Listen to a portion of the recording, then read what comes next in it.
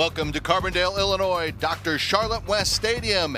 It is Championship Saturday in the Missouri Valley Conference as the third seed Murray State Racers and the top seed, the Bruins from Belmont, do battle for an automatic bid into the NCAA tournament. As we take a look at the brackets, and again this year, double elimination as Belmont has a chance to punch their ticket with a win here in game one.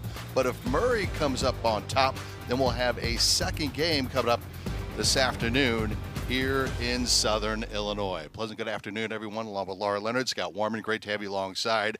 Well, these two longtime rivals, even before they joined the Missouri Valley Conference, are doing battle, and rightly so. They play terrific softball this week. Oh, they really have. And talk about Murray State. They're on a heater right now. They're peaking at the right time, playing some of their best softball all season long. They're hitting the ball very well. They're using their speed. But you know what? Belmont has just been steady all season long, and they continue to produce at the plate and in the circle. All right, let's talk about that offense for Murray. As you mentioned, red hot except for one game here of late, and of course that was yesterday against the Bruins. Yeah, they went up against Maya Johnson, and you can see the numbers there. Did not have a whole lot of success, struck out 17 times, but in their 3 wins, look at what they are doing at the plate, over 300. They are producing runs, 21 runs. They have knocked the ball out of the park, and that is something that they didn't do early on in the season, and they aren't striking out a whole lot. They're being very smart and very selective. All right, the storyline in this first game is they're not facing Maya Johnson. They're going to face Ellie Giles, who Murray saw earlier this year. Yeah, and they had a little bit of success against her. She came in relief, 4 innings pitched, gave up a few runs, struck out 5, but,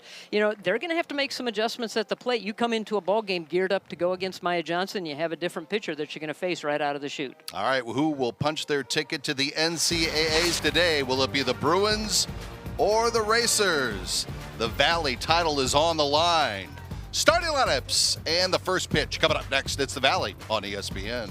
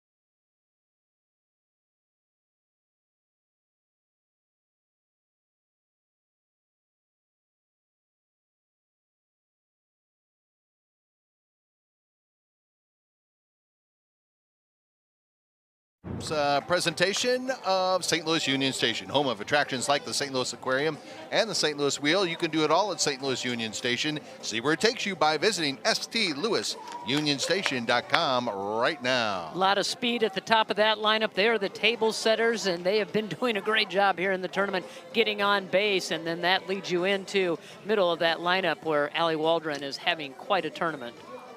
Is quite a second half of her freshman season of collegiate softball. We were talking about that before we started the show here. She has just been absolutely raking, as they would say.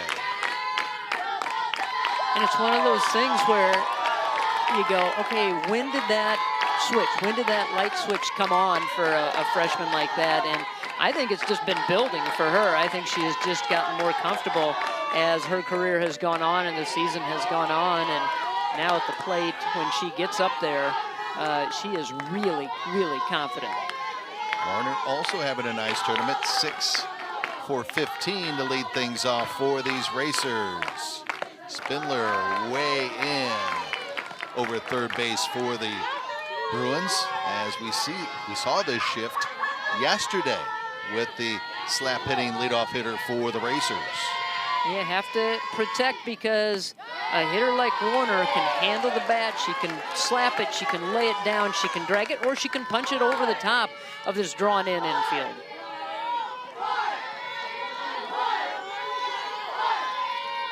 This is the 8th start of the season for Ellie Giles. There's a strike call on the outside corner. 3-2, full count to the leadoff hitter for Murray State. Really good placement for that pitch, and with a lot of these lefty slappers, you want to try to keep that location out on the outer part of the plate. And a leadoff walk for Murray.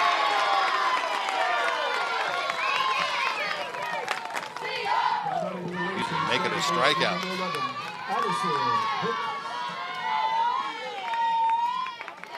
So a good start for Ellie Giles as we take a look at the Bruins defense. It's made possible by Gatorade, created to hydrate better than water.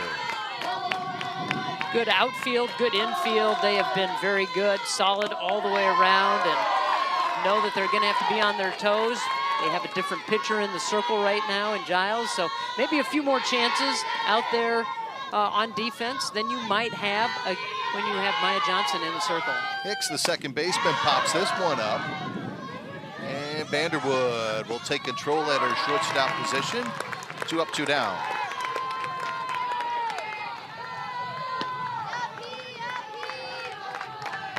So far, so good for Giles. Obviously, a lot of focus on her. And you think about, when was the last time did she throw? Well, that was last weekend against St. Louis University.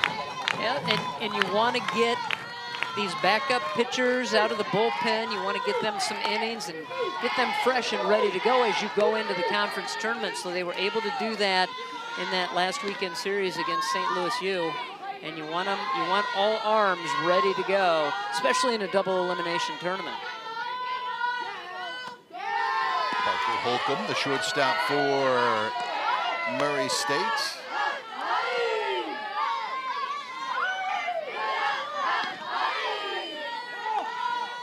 Holcomb 4 for 14 this week in Carbondale. There's a strike call. Well, with Giles, you're going to see her work all around the zone. She likes to go up and out and like down and in. And that one is out of play. Full count now. Excuse me, 2-2. 2 balls, 2 strikes to the third place hitter for Murray State. She's going to bring in at about 60 miles an hour.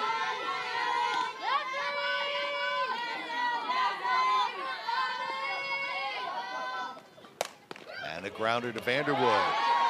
Plays it cleanly, and it's a 1-2-3 inning for the Racers. Belmont coming up at the bottom of the first.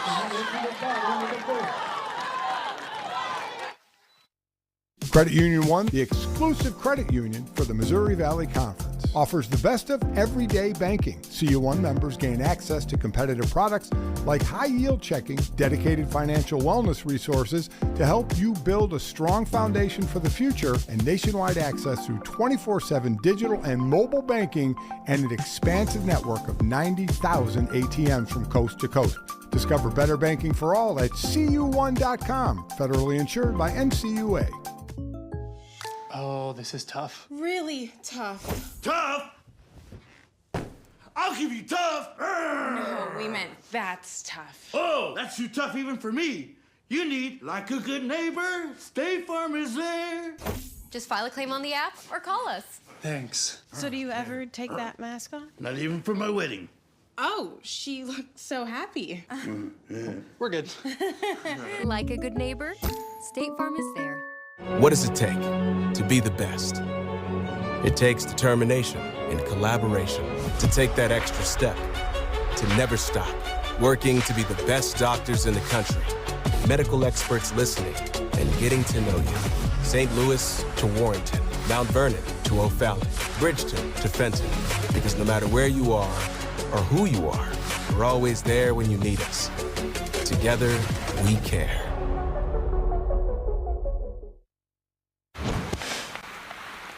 Leonard, you know the old adage, stick with the hot hand. Well, Carly Graber had the hot hand last night, and she's going to go at it again today. She really did, and she was moving the ball around, up, down, inside, out, and she was changing speed. She threw 111 pitches yesterday. So we're going to see how long she can go in this ball game. They have consistently throughout the tournament, with the exception of last night and the shortened game that Bree Hayslip had to start the tournament, they have utilized their bullpen, and we have seen numerous times 3 pitchers come into a ball game. Yeah, we were discussing this yesterday, especially in the Belmont game when Hayslip came out in that second inning. And that's kind of been the norm here of late for how Murray State has handled their rotation, so to speak. But I mean, Graber was just so outstanding. There was just no sense. What we see, maybe twice in the 7 innings that we saw somebody warming up actually in that Murray bullpen last night. Yeah, and a lot of times, and we've just kind of become accustomed to it, watching this Racers team, that there's just a little bit of trouble that the coaching staff, they turned to the bullpen and said, get loose. And we did not see that at all last night, because Graber certainly had everything in control. Collins leading things off for the Bruins. 1 for 5 for the left fielder for Belmont. Transfer in from Francis Marion University. She was a D2 All-American. Fouls that one off. We were actually talking to Coach Matthews yesterday about Emily and how she became available with the transfer portal. She kind of had to wait and see if she could actually transfer. Yeah, it was under, I believe it's called the Diago Pavia rule that allows that extra year of eligibility, but at the Division I level. And so she applied for it and was able to get it. And we asked Coach Matthews, how did you have contact with her before? Were you recruiting her before? And she said, no, I was just in the portal, portaling like everyone does nowadays. And came across her and reached out. We knew we needed some speed at the top of the lineup. And so we called her up, she came, and we all connected. And it was like August, too. It was like late in the summer. Late in the summer, yeah. I mean, maybe a month before school. This one ripped down the line, and it is caught. What a grab out in right field by Kennedy Warner. We saw some web gyms last night, and it carries over to Championship Saturday. They have been flawless in this tournament. No errors committed. They have had multiple chances, 95 chances out in the field, no errors, and they've made a lot of plays just like that. Riley Spindler. We saw Hicks, Sky in the air to get one right at the fingertips, if you will, of that glove last night. Holcomb made a terrific play as well over at shortstop. And a grounder to Hicks, knocks it down, and not in time. Spindler hustling down the first base line will get an infield single. Well, and again, great range, keeping that ball in the infield. And the hustle by Spindler down that line, able to beat it out. All right, here's the Bruins starting lineup. Presentation at St. Louis Union Station, home of attractions like the St. Louis Aquarium and the St. Louis Wheel. You can do it all at St. Louis Union Station. See where it takes you by visiting stlouisunionstation.com. And you saw Nicole Hughes, who is at the plate right now, highlighted there. She is their all-time hits leader at Belmont, just the person you want at the plate. And right behind her, Dolecki and Bloom, they've got a little pop to their bat as well. One hit, and that was a home run, a long one. Speaking of long drives, but that one is foul on cue. Boy, did she get a rip at that, and it was hugging the line, and just at the last minute, girls around that foul pole into foul territory.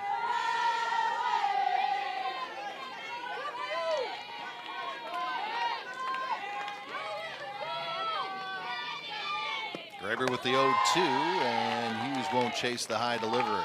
You know, the thing with Graber is she sees that, she sees the power from that hitter, and it doesn't phase her. Just shakes it off and knows what she needs to do with the next pitch. It's always the next pitch for her. Doesn't dwell on things that have happened.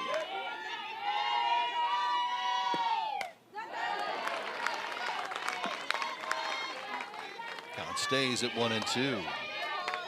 And just like what we have seen other than last night, as we've seen Murray throughout this tournament, already action in the bullpen. And Kantz over there, 24 stolen bases. Took a little something off that, and Hughes lays off it. It looks like they might have Roby going in earnest down there, really working. It's Hayslip too, it's both and of them. Hayslip. 2-2. Full count now. And you kind of wonder if Belmont wants to try to do that with Graber pitching so much just, you know, less than, what, 12 hours ago, or a little bit over 12 hours ago. And you get an opportunity to see how much she has left on that arm. And that one is tomahawked into left center field. Konza's got around second. She'll head to third. They'll hold her up there, a stand-up double, and the Bruins got something shaking here in the bottom half of the first.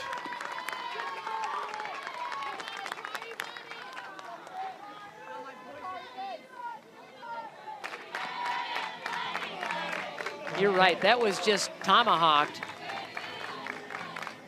And we're gonna get meeting at the circle. I don't know if they're gonna go to the bullpen right away. I think you're right. I think it was a test to see how much she could go, how long she could keep them in the game. And Maddie Eberly out there, former Southern Illinois Saluki, former MVP of the conference tournament, talking to Waldron and Graber.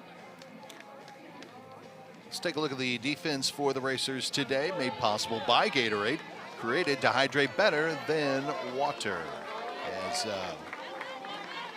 Laura pointed out, 0 errors heading into this championship game today.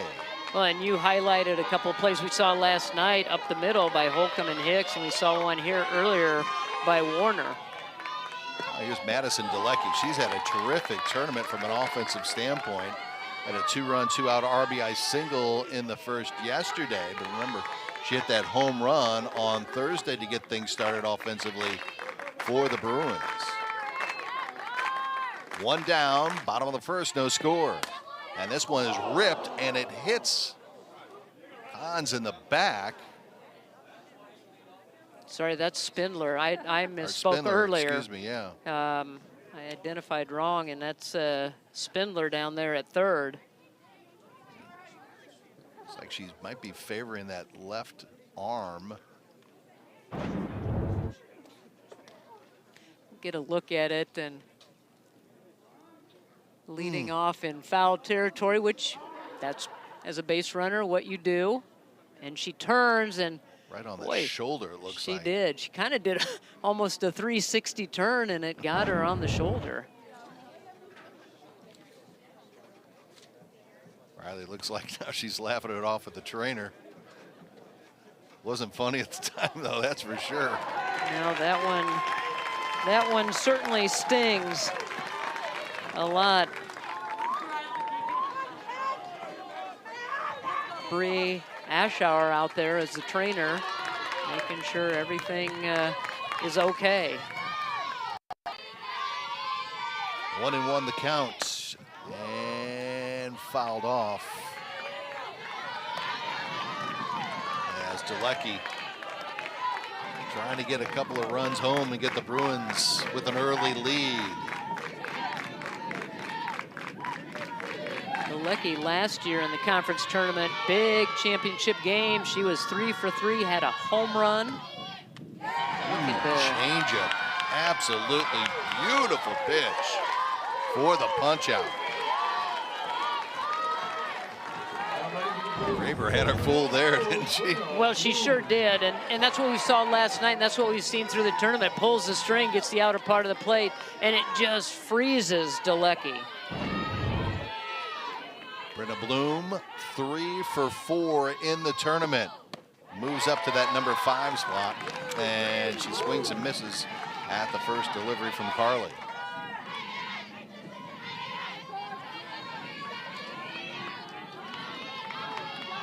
Now this is their leader in the dugout, out on the field.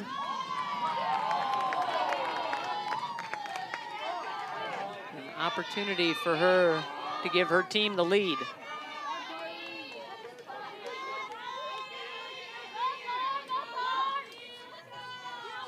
Spindler the runner at third, Hughes the runner at second, 2 down. Foul straight back. And now Graber 1 strike away from being out of a little bit of traffic and trouble in the bottom of the first. And that seems to be what Murray State does. They have some trouble, they never panic. They've been in some jams and able to find their way out of it. Graber's checking to see if Bloom would chase on that delivery. And the count evens at 2-2.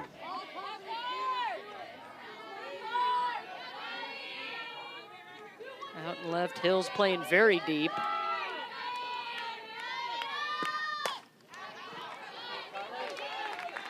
And not a whole lot of wind today. No, it's had a little rain overnight for about an hour and a half, 2 hours. Walked the field earlier today, and it was a little squishy, but I think with the sun, things are going to dry out very nicely. And again, the grounds crew doing a great job here in Carbondale. This one is lined foul and out of play once again. 190 again in the corners at left and right, and 220 straightaway center field. 70 degrees at game time, just a picture perfect day for softball. Not a cloud in the sky after some clouds around the area earlier this morning. And that one to Hicks, knocks it down over to first, and 2 runners are stranded. No score after we have played 1 inning of softball.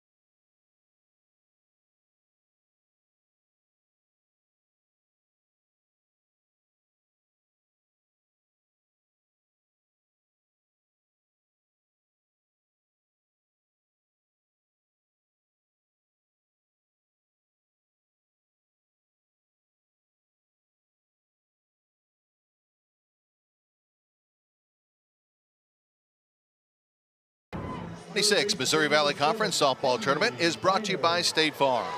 Like a good neighbor, State Farm is there. That was the 2025 championships. Bruins coming out on top of the top seed Salukis up in Des Moines. And it was the first trip to the NCAAs last year for Belmont as they finished the season with 41 wins. They're looking for number 40 today and punch that ticket to the NCAAs for the second consecutive year. Ellie Giles in her second inning in the circle for the Bruins, as she'll face 4, 5, and 6 for the Racers in their half of the second inning. And this one by Miner is lifted into right field, and Maddie Balsiger collects it for the first out.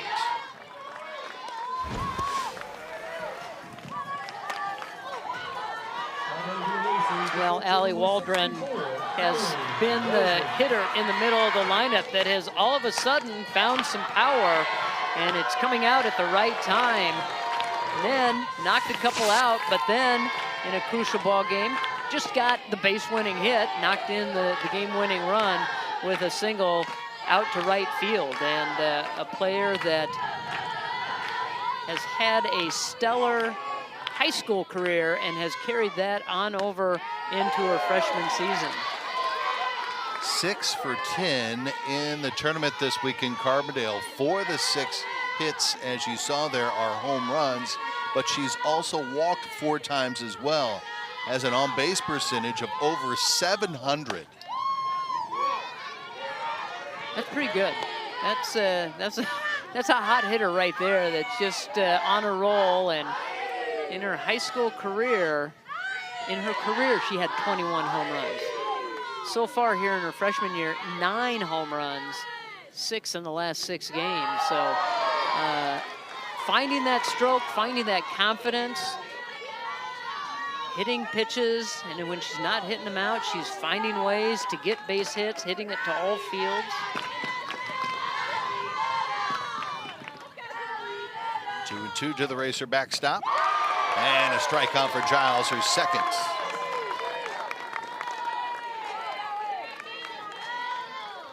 Work the ball around, and when you have a hitter that has seen the ball so well, you have to change that eye level for them. And she was able to do that, get her to swing at 1 in the dirt.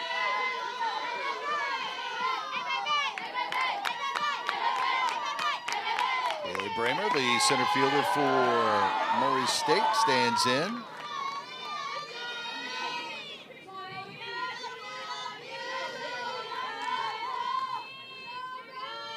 She's also one of those hitters that's gap hitter, 7 doubles on the season, 7 home runs as well, so she can get extension, she can drive one. Giles up 0-2 on the 6th place hitter in the Racers lineup. Chase that delivery, 1-2.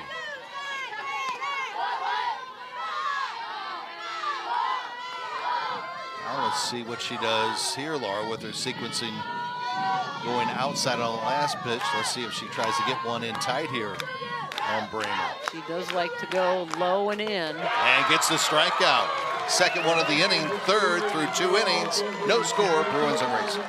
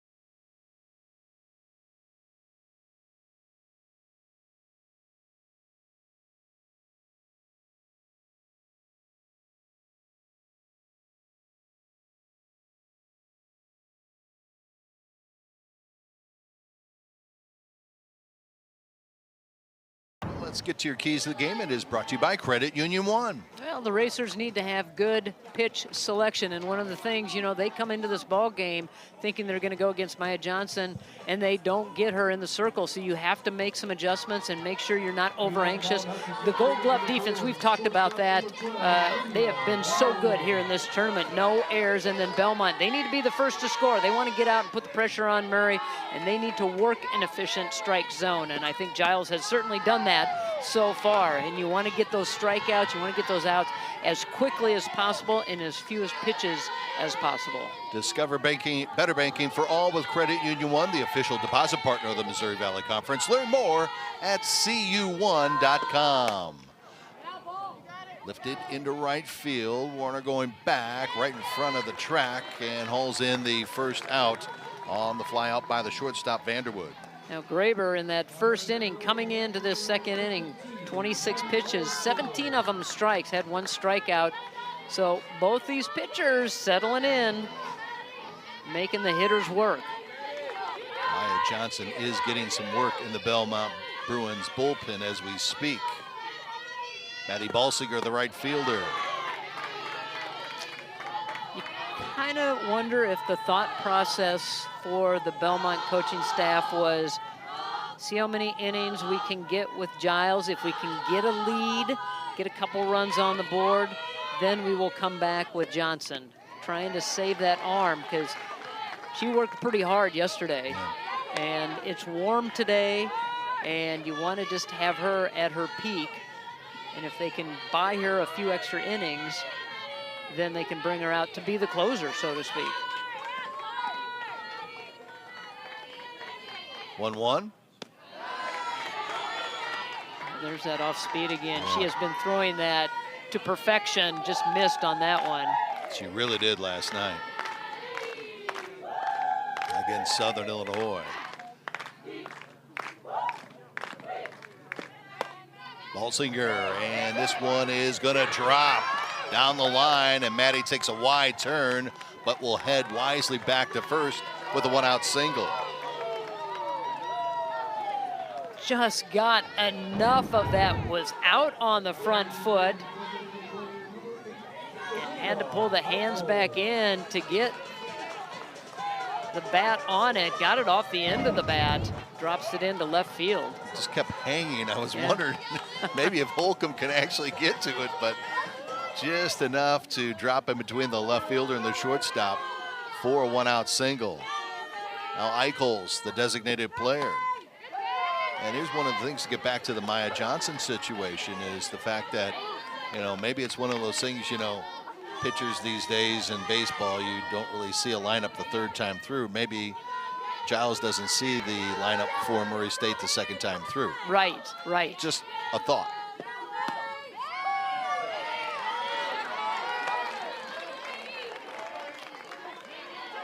And there's also the factor as you look at Johnson working in the bullpen, you got to factor in if you are on the wrong side of the score. If you're Belmont, you've got to go a second game as well. So you've got to factor that in.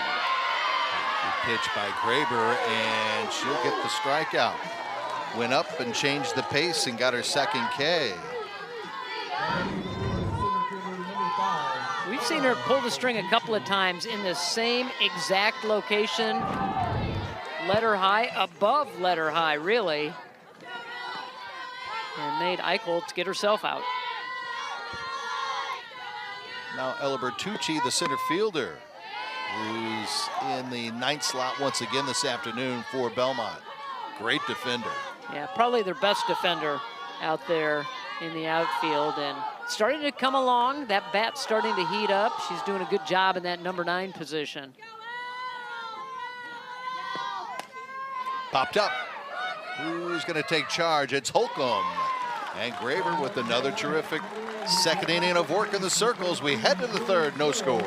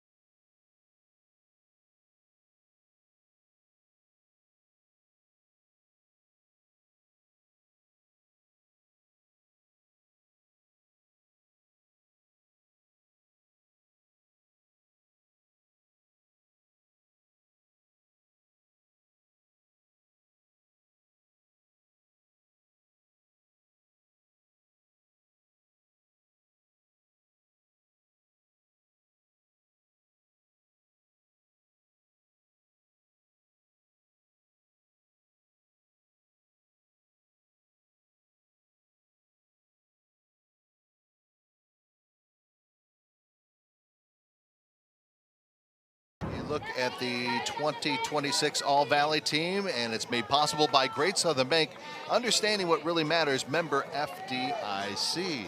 Several players that we are seeing right now: Spindler for Belmont, Hughes for Belmont, Addison Hicks for Murray State. And of course, we're not seeing Maya Johnson right now, but maybe later in this ball game, starting to kind of heat up in earnest down there in the bullpen. But what great seasons all of those players had, and so deserving of those first team honors. So far, so good for Ellie Giles. 6 up, 6 down against this very potent Racers lineup. That's the bottom of the order, 7, 8, and 9 here in inning number 3 for Murray. Took a little off that, and it's a strike on the swing and miss.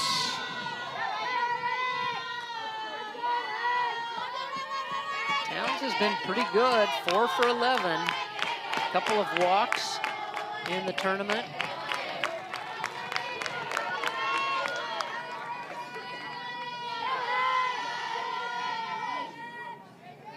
She's made some things happen, and that's one thing with Murray State. When they get hitters on base, they can utilize their speed. They know how to move runners around.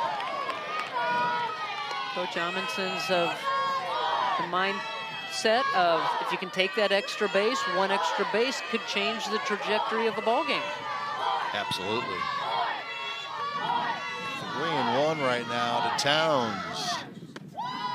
There's a strike. Right down Central, 3-2. That's one of the things we've really seen Murray do, not only in the game yesterday, even though they fell to Maya Johnson, but we've really seen Murray work a lot of these pitchers here this week. While Tip stays alive. A lot of full counts. A lot of full counts and just battling at the plate. Coach Amundson, the head coach for Murray State, I think heading into the season, she was sitting at 349 wins, needed one to get 350, and right out of the chute, they got it for her. So congratulations to her, and so added on quite a few more over the course of the season. This one is driven into right field, and Emily Kahns collects it for out number 1.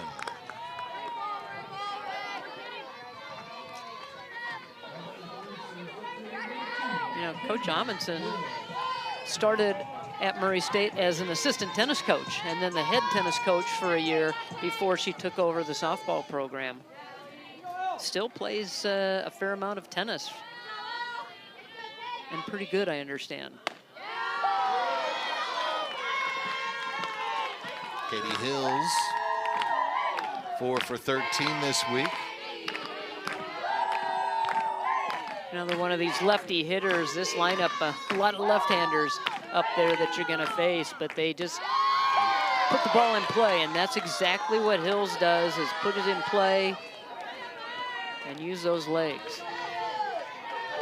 Spindler, the Defensive Player of the Year in the Missouri Valley Conference, over at third base for Belmont. She's playing just a smidge in from that third base. They're crafty hitters. They just know how to take a look at the defense, assess where the corners are, who's moving where, and then make a decision of how they are going to handle the pitch. 0-2. Giles wanted that, didn't get the call. Giles wanted that. Bloom tried to bring it in just enough to get the call. Held it there for Susan Eads to take a look at. You can see her just bringing it across, and the reaction by Giles.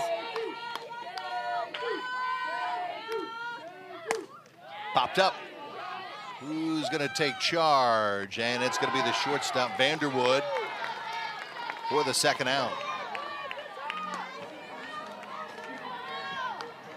Good job communicating defensively, because they were all converging on that. Vanderwood, Kahns, Bertucci, and Vanderwood took charge right away. A lot of times you see the center fielder come in and call off the others, but Vanderwood said, nope, this is mine, I'm going to take care of it. Allie Schick, the first baseman for Murray. 5 home runs this season, 12 RBIs. One of those 4-year starters for this Racers team. Got a good rip at it. She certainly can hit a long ball. You can see that swing and that extension. But they're calling a good game right now for Giles. 2, and just like Maya, and we've only seen, what, 2+ innings from Giles, more times than not getting ahead of the hitters, just like Maya Johnson. Yeah, the whole pitching staff works together, and they talk a lot, and they talk strategy and philosophy, and I think they're all of the same mindset. And the strikeout. It's another 1-2-3 inning for Giles as we head to inning number 4. No score. Championship Saturday in the Valley. When change and uncertainty define the times, it's good to anchor to your roots, to honor and nurture them, to remember how it all started, and let that help build the future. Because we know a strong future is built on a solid past, and that past promises mean future follow-through. You can trust us to protect what you grow, build, own, and value. Trust in tomorrow with Grinnell Mutual. Since 1907, we've been One Valley, united institutions with common goals, breaking down barriers and building up communities, and nurturing the next generation of leaders who care about more than just wins. MVC student athletes are leaving a lasting impact in the places they call home by sharing diverse perspectives and fostering a climate of unity for future Valley pioneers. We are One Valley. Everyone dreams of being great. Only a select few can be iconic, but only one is chosen. Introducing the Chosen One from Rawlings. The all-new one-piece composite iteration of the top-rated and established Icon BB-Core bat.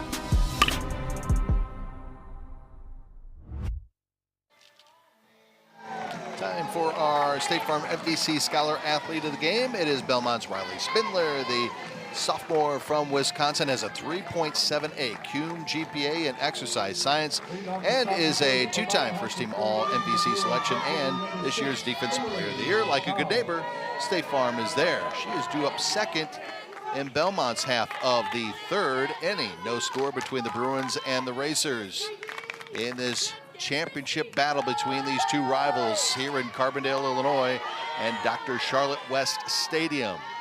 Carly Graber now going into her 3rd inning of work after working 7 innings in the victory against Southern Illinois last night with over 100 pitches, and the comebacker overhead, but Hicks backing up, double clutched, and that'll get Cons over at first because, you know, she's got a lot of speed in that leadoff spot. Yeah, she sure does. And just to go back to Giles for a second, 5 of the 10 hitters she's faced first pitch strikes, so she is getting ahead of the hitters, and just that little clutch right there and that transfer, getting it out of the glove and into the throwing hand caused a couple of problems, allows Cons to get on. Spindler makes the first one upstairs for a ball. Riley 3 for 6 this week. A batting average right now at .444 on the season. You know, last year hit right around .378. So has increased that batting average. And that comes from hard work in the offseason. Bruins have had a base runner in each of the first 3 innings. Stealing his Cons, throw down in time. Waldron will get Emily caught stealing. What a throw by the backstop for Murray State. That is exactly where the ball is supposed to be when you let go of it from behind the plate. Right on the bag, right into the glove of Holcomb. I'm sorry, that was Hicks over there that was covering second. And she was able to lay down that tag. That is spot on of where that throw is supposed to be. Get another look at it. Throwing right to Hicks. And I thought that Counts might have had that outside hand in on the outer part of the bag, but laid the tag down quickly, and she did not get there. Now this one from Spindler into left field, and there to make the grab for the second out of the inning is Katie Hills.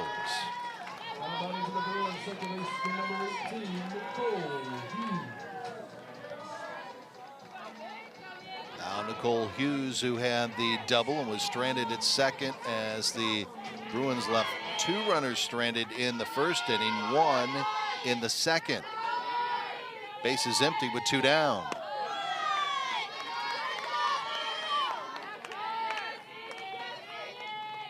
You know, Murray State just continues to make plays. They just are making plays in the outfield, clutch throws, clutch catches, get themselves out of jams. Strike call, 1-1.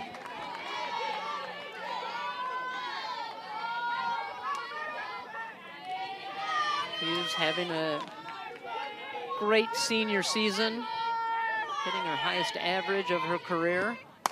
This one hammered into left. Hills goes back and tracks it down. Now we played 3, no score between Murray and Belmont.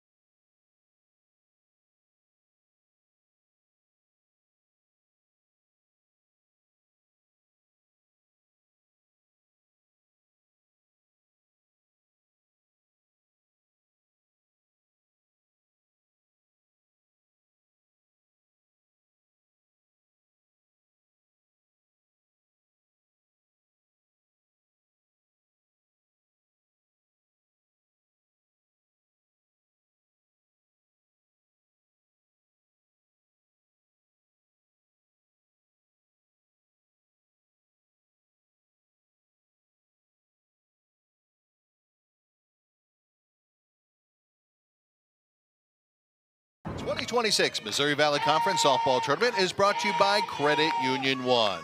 Discover better banking for all with Credit Union One, the official deposit partner of the Missouri Valley Conference. Learn more at cu1.com. Just a gorgeous day in Carbondale. Championship Saturday in the Missouri Valley Conference as we head to inning number 4. Belmont and Murray, no score. And swinging on the first pitch is Warner, the leadoff hitter.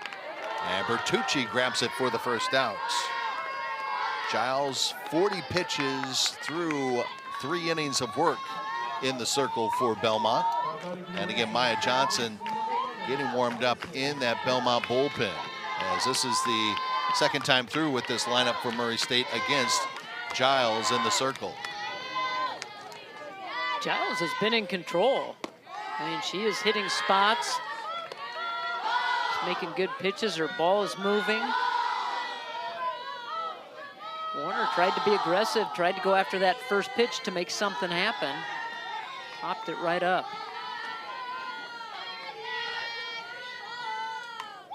On straight back, 1-1.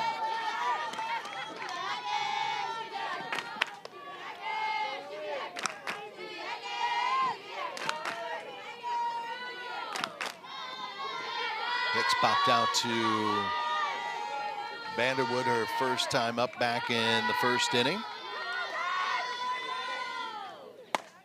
Johnson lifts this one, left center field, going back at the track, at the wall. It's gone! Home run Hicks! Number 8 on the season, and the Racers are on the board. Able to catch up to a pitch. It was up in the zone. And that one kept sailing. Hans gave a chase to it, got up against the fence, got the glove out there, thought that she might be able to catch that one. Got the hands leveled, drove it. And you can see Chase right here. Hans just out of her reach. And she went up against the boards hard out there in left field. Parker Holcomb. Well, after setting down the first 10, Hicks, the second baseman, gets to Giles. And you have to forget about it. Just go off, think about it, go after that next hitter, put it in your back pocket, and move on. It's the first time Belmont has trailed this week.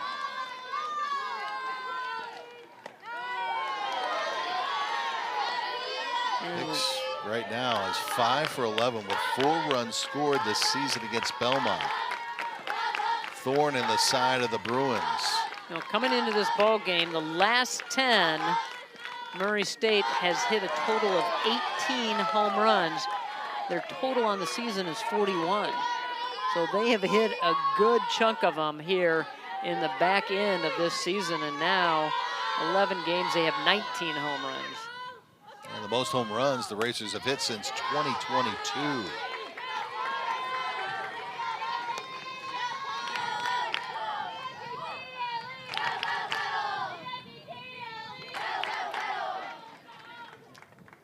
Parker quickly going back and talking to her head coach real quick.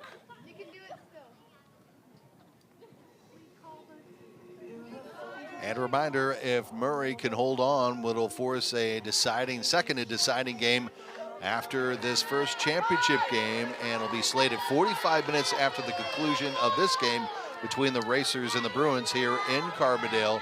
Again, if the Racers come out on top, we'll have game number 2 in this double elimination tournament 45 minutes after the conclusion of game 1, again, if the Racers hold on. And there is Holcomb. Nice little piece of hitting going the other way with the single after the home run by Hicks. Just a smooth swing.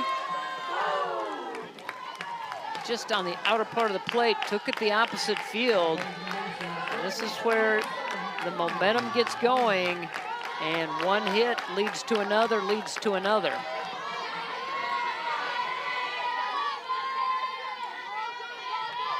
Kenley Minor, the third baseman.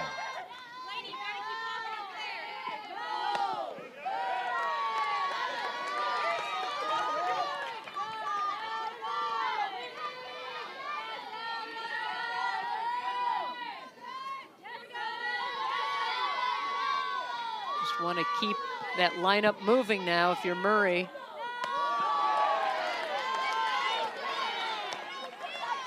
Giles gets way ahead at 0-2.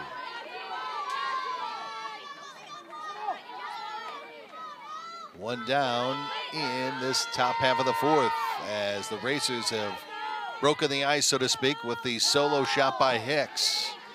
They have the 1-run lead. They're looking to try to get that ground ball, see if they can get something that's tailor-made that they could turn to and get out of this. And Minor stays alive.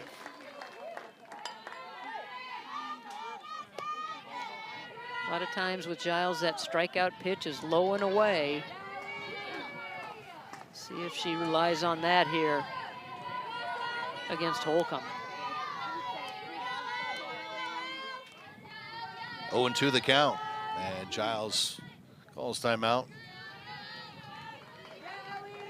Wasn't getting the message in on those watches. They send the pitch message in on.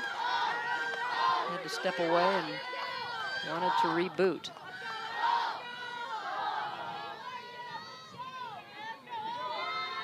Holcomb, the shortstop, with the single after the home run by Hicks, is over at first. Again, one down, inning number 4 for the Racers. Fouled off once again. And this is just an at-bat that we have seen many, many times from the Racers, how they just are able to spoil pitches and make whoever they're facing throw a lot of pitches. Make them work.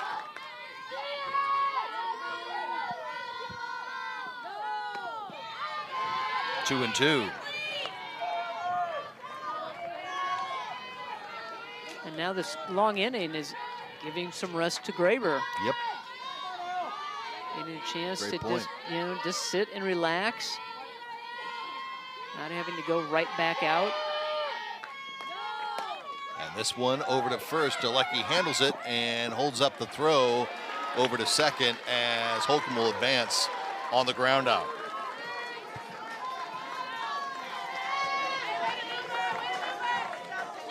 Now the dangerous Allie Waldron. 4 for 9 against Belmont. Double, homer, 5 RBIs this season.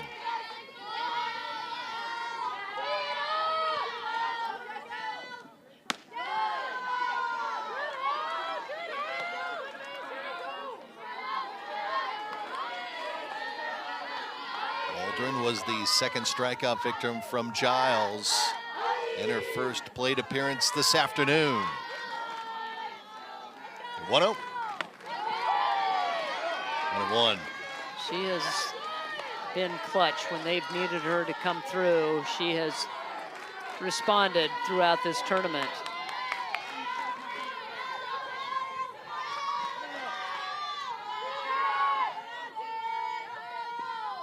And held up. Good eye by Waldron, 2-1. Looking to try to go away with that pitch, trying to go opposite field. Just dump it into left field, see if she could score Holcomb from second. 2 down, top half of the 4th. And trying to nibble on that outside corner and just can't get the call. Giles can't. And now Bloom will call a timeout and talk it over with her pitcher with a count at 3-1 with, again, 2 down. You know, when we talked to Coach Matthews, she said, you know what, a lot of times we let Brenna Bloom handle everything out there in the field. I don't come out of the dugout a whole lot unless we need to really strategize about a few things, but Brenna understands what's going on in the game, understands tempo and when you need to take a break, when you need to go out and talk to your pitcher. As you get a look at the brain trust of the Belmont Bruins. But what a great, she's almost another coach on the field for this team and understands how to handle the game. And that Bruin coaching staff, as you see there, the coaching staff of the year, winning the regular season championship. There's strike number 2. Now the count goes full to the freshman catcher for Murray State. Again, Holcomb, the runner at second with 2 down. Murray's put a run on the board with the solo shot by Hicks. Popped up. Will it stay in fair territory? And just into the Belmont Bruins bullpen, out of play as Spindler gave chase. Just enough of a little bit of a breeze out there that kept pushing that ball. Spindler going over, thought she had it and just kept drifting on her. Kind of like what we saw from the Hicks home run. The thing just kept going and going and going. And this one skied into left center. Cons is there, but the Racers get on the board. They have the lead after 3.5.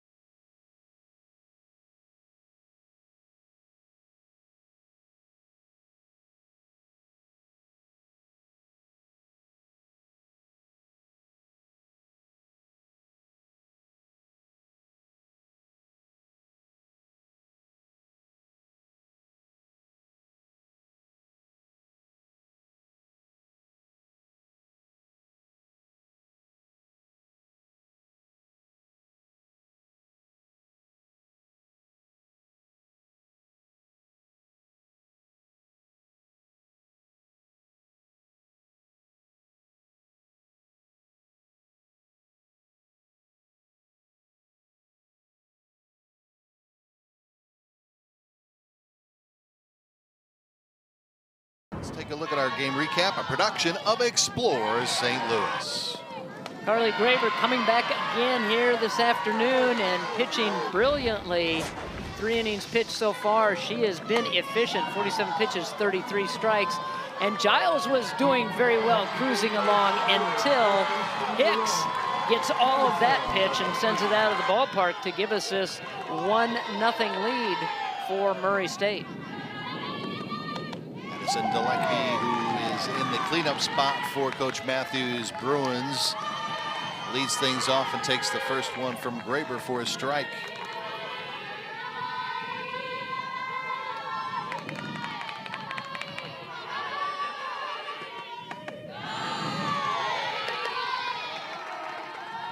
Well, if you're the Bruins, you just have to be calm at the plate. You know you have a lot of innings left. You know you have a lot of firepower, and you can put up a big number in an inning. Line down the third base line, and that is a fair ball. That's going to go in the corner. And it's sliding into second with a leadoff double is Madison Delecki. Well, and that's how you set the tone. To lead off the 4th inning, Delecki right down the line, ropes it. You're going to see this shot down the line. And boy, I'm telling you what, Mike Hertz down there, the umpire at third base, he had to do a little tap dance as it was coming down there in a hurry. And Kinley Minor, she was actually protecting the line, but that thing was hit so hard, he had no chance. They might be taking a look at it to see if it is fair.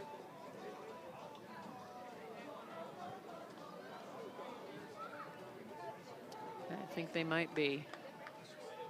I think Coach Amundsen is asking them to take a look at it. So we will get...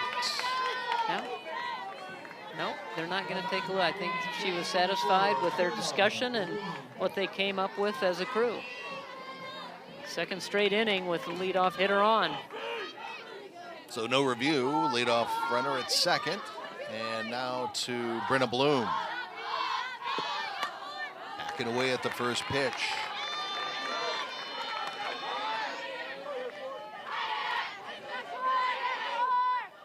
Delecki now 3 for 7 this week.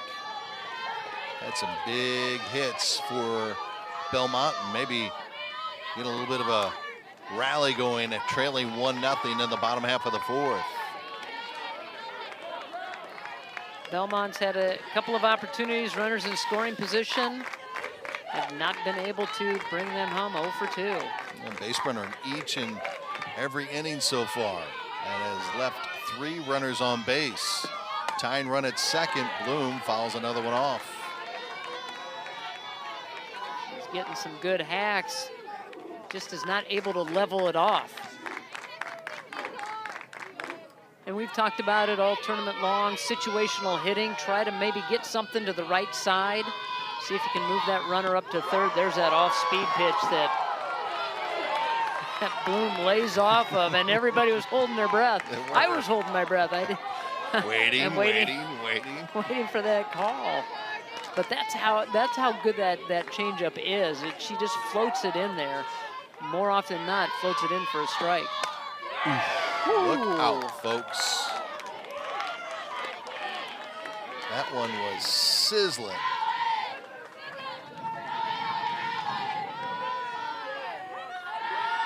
Count remains at 1-2. Yeah, definitely a pull hitter.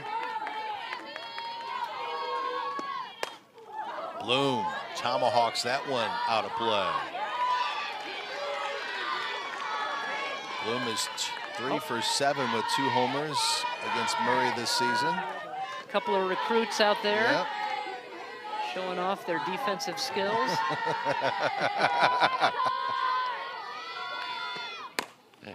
Grounder to short.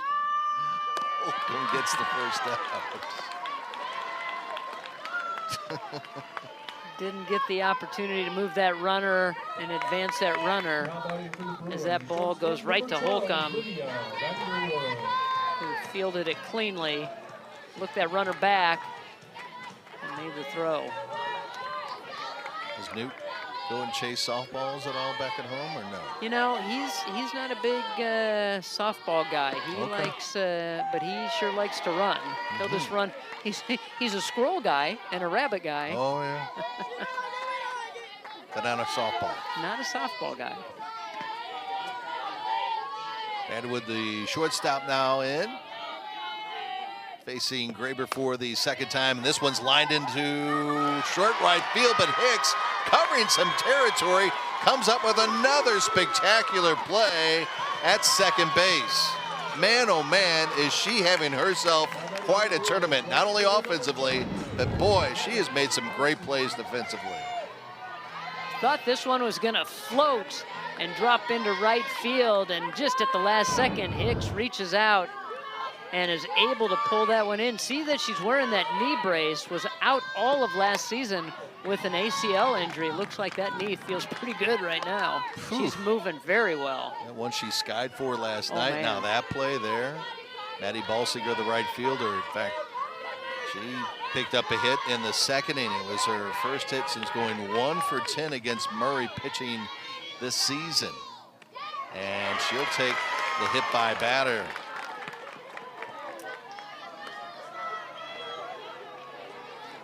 Well, lucky for Balsiger, that was an off-speed pitch, so she could kind of stand in there and let that one float in and get her on the hip, and she just waited out, got her down a little bit lower than that. Not a whole lot of damage done there, but she hustles down to first.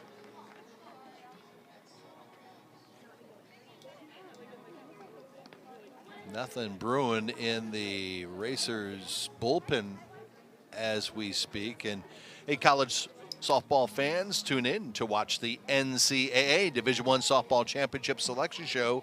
That's coming up tomorrow at 7 Eastern on ESPN2. Visit ncaa.com/WCWS to download the bracket for game and broadcast information. Again, that's ncaa.com/WCWS. Tomlinson with her visit with the crew in the circle. Well, an opportunity here for Eichholz to be able to tie this ball game up. She is looking for her first hit against Murray State this season.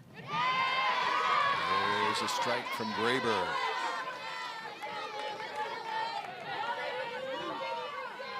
.250 the batting average heading into today's contest for the designated player for the Bruins. And now Graber quickly out in front, 0-2. Galecki the runner at second, Balsinger at first.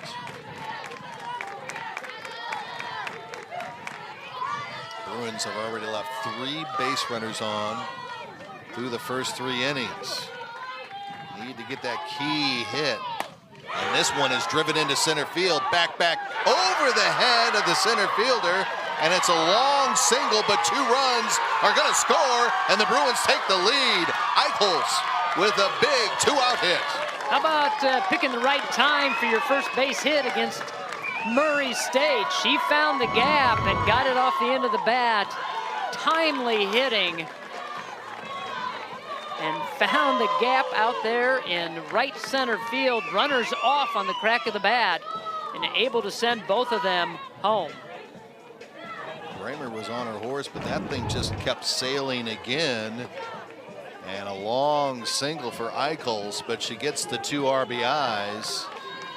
And Belmont takes their first lead of the afternoon.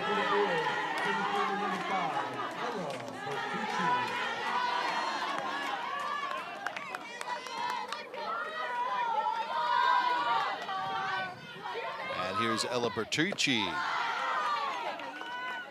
center fielder.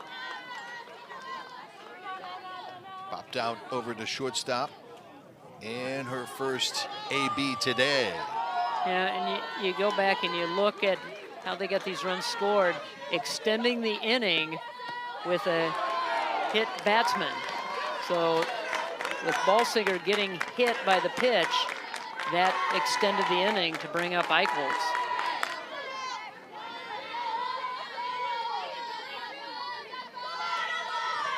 Two and 0 to the 9th place hitter in the Belmont Lion, and make it 3-0. And again, over 100 pitches in that 7 innings of work for Graber last night, as she's over 3 innings. Here back again this afternoon. Yeah, there's a strike. Said it many times with this Murray State team that they do get into jams, but they just figure out ways to get out of them. This is a little bit of a jam, and they're looking for that 3rd out. And a walk. And that's a good at bat by the 9th place hitter. All of this happening with 2 outs. You had the Delecki leadoff double, then you get 2 outs, and then you have the hit batter, then the Eichholz long single, and now a walk. I believe we are going to get a change in the circle. We're waiting to see if it's Hayslip or Roby going to come out of that dugout. And we'll let you know when we come back to Carbondale here at the bottom of the 4th.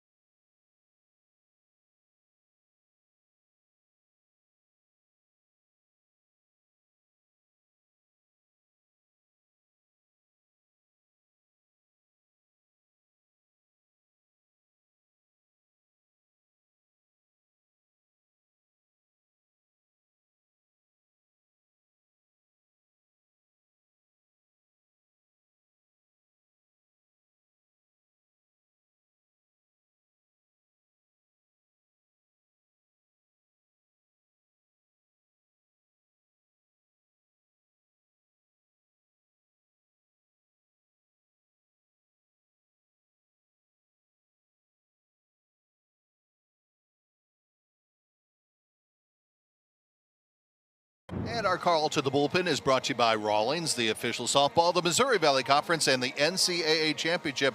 Rawlings, the mark of a pro. Well, yesterday against Belmont, she went 4 2/3, gave up a couple of runs, had a couple of walks in that ball game, and she is somebody that will spin the ball. She's got a rise ball, a curve ball, screwball, and she is not afraid to attack the zone. Rayleigh Roby really did a nice job coming in as the 2nd pitcher yesterday in that game against Belmont.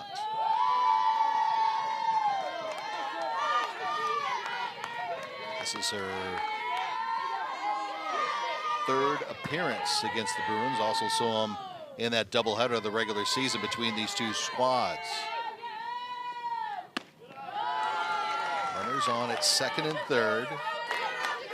Bruins have scored 2 to answer the 1 in this top half of the inning scored by Murray to take the lead at 2-1. Eichholz at 2nd, Bertucci at 1st. Got some speed over at first base too. Hans goes the other way, and it's going to drop. It's going to go to the wall. 1-run scoring. Bertucci is not hesitating. 4-run 4th right now as the Bruins take a 3-run lead. Well, Roby got down in the count and knew she had to come in with something good, and Kantz took advantage of that and able to take it all the way to the wall. Runners going as soon as she makes contact. Coach Matthews not hesitating to send them both. Now Spindler going the other way, and it eats up Holcomb, and quickly rounding 3rd and heading home. Kahn scores, and it's now 5-1. Man, this is happening quickly here for Belmont. It really is, and that is the first error of the tournament for Murray State. Oh, it's a base hit. We're going to change it to a base hit.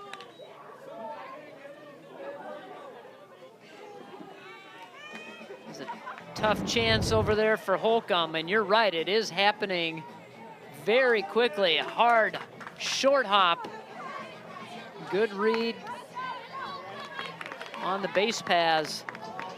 And right away, Cons knew that coach was sending her. And you're right, it is unraveled very quickly. Cole Hughes, the 9th batter in this inning, takes the first one from Roby for a strike.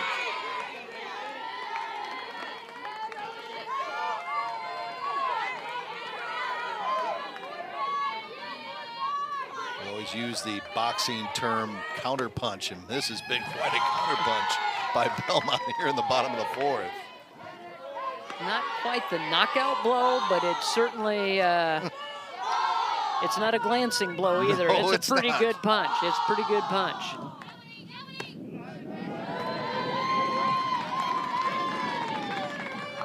Call it a Mike Tyson-esque down on one knee at least, right?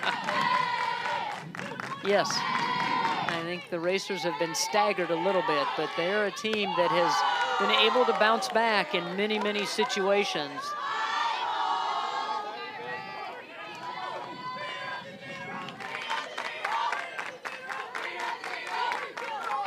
Two and one to Hughes.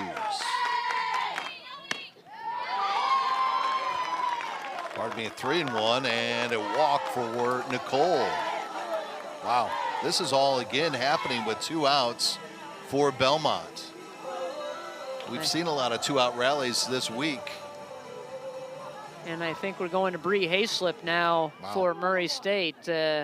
Short opportunity for Roby, just did not have her stuff.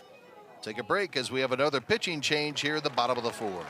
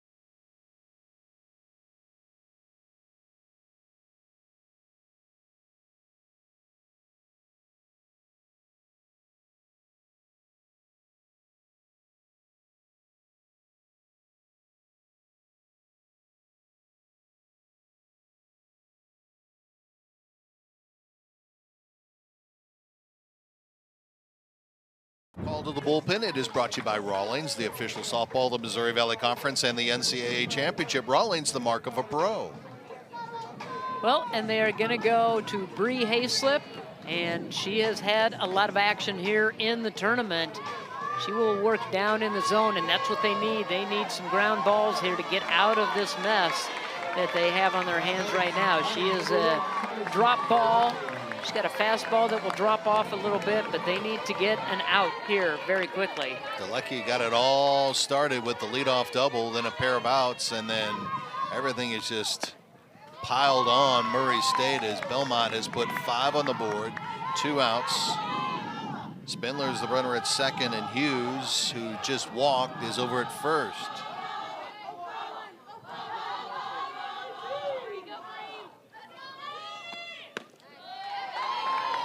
And Bree misses on that delivery. 2-0.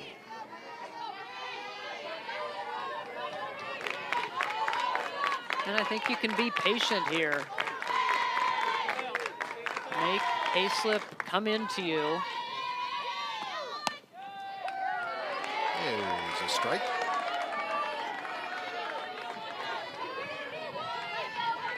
Just, yes, they've all been warmed up. They've all been working in the bullpen, but they have just not been able to get into that rhythm to start hitting their spots. Just outside, 3-1.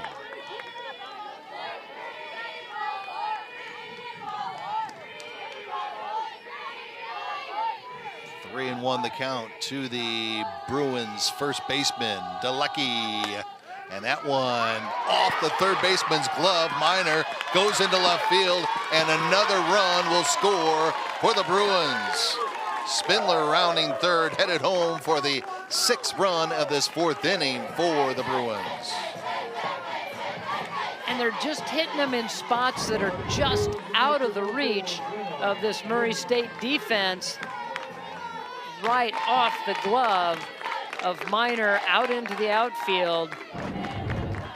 And they are able to get another run across, but these are just kind of seeing eye singles that are getting through the defense. Well, Belmont 0 for 2 with runners in scoring position heading into this inning, and they are 4 for 6 now with 6 RBIs. And now Bloom, it doesn't get any easier. No. It really doesn't. 11th batter to the plate for Belmont in this bottom of the 4th, answering after they gave up the home run from Hicks. 2 down. And a flash down to first base, and just getting back in time is Delecki. Can't be sleeping over there. Got to be on your toes. Man, that was a quick throw down to first base. Yeah, Schick got over there right away, waiting for that throw. Going a little high, 3-1. Again, here's a dilemma. You're going to have to come in to Bloom, and if you're Bloom, be very patient, be very selective.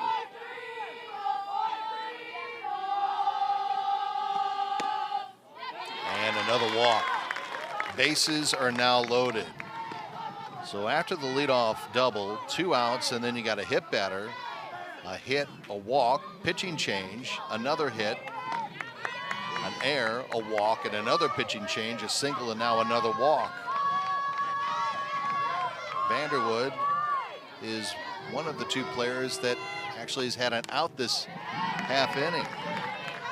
And she could really bust this puppy wide open. Kind of, as a freshman, thrown into the fire right away at the start of the season. They threw her out there in the starting lineup, and she has been in that spot ever since. Huge upside for this young lady. Looking for her opportunity right now. And she go around, yes, falls behind 0-2 to Hayslip. Just couldn't hold up, kind of got handcuffed here. Couldn't hold back. 0-2. Good chase, 1-2. Vanderwood 1 for 8 against Murray State this season.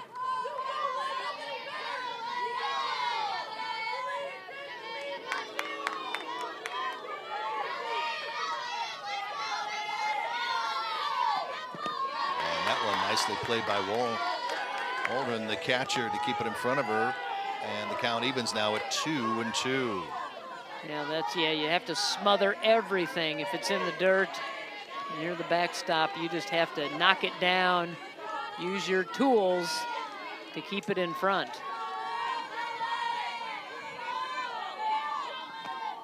Vanderwood goes and foul tip, stays alive. Just barely got a piece of that. That was a tough one for Waldron to try to get that glove underneath after the foul tip. 2 outs, bases loaded, and here comes another 2-2. This one driven into right field. Warner makes another diving grab for the 3rd out. What a catch. Looked like it was ticketed for over her head, and she lays out and catches this thing at the warning track.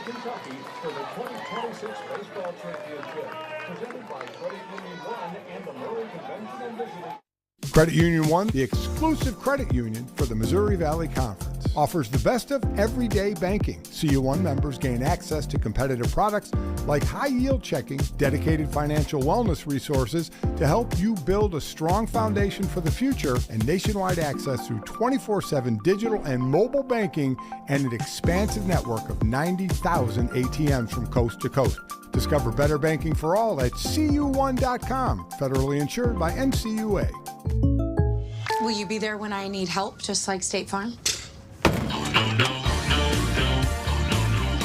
Forget what we told you. It ain't worth squat.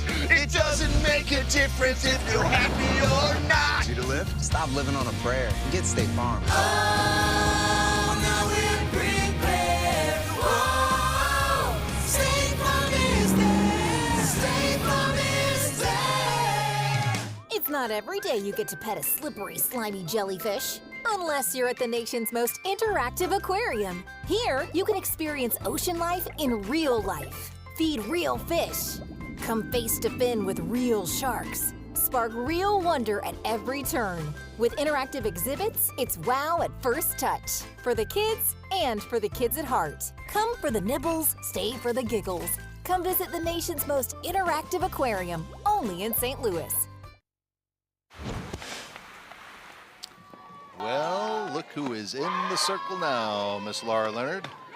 Yeah, Maya Johnson coming in after we kept looking down to that bullpen, wondering when she was going to come in to this game. And what a tournament she has had. 14 innings pitched, 34 strikeouts. Usually a starter, but coming in to close this one out. 34 strikeouts, 2 walks. That's a pretty good strikeout to walk ratio, It's right? Great. If we do our math correctly, yes. Sometimes the struggle is real. Call the Bullpen is brought to you by Rawlings, the official softball of the Missouri Valley Conference and the NCAA Championship. Rawlings, the mark of a pro. Well, Coach Matthews couldn't have written this thing up any better. You know, she got the 4 innings from Giles and now can try to close this puppy out with one of the best in the business. And I think if you're Murray State, you come in with the attitude that we're going to get challenged. We got to be up for that challenge. You don't want to have that defeatist attitude going, oh no, look who's in the circle now.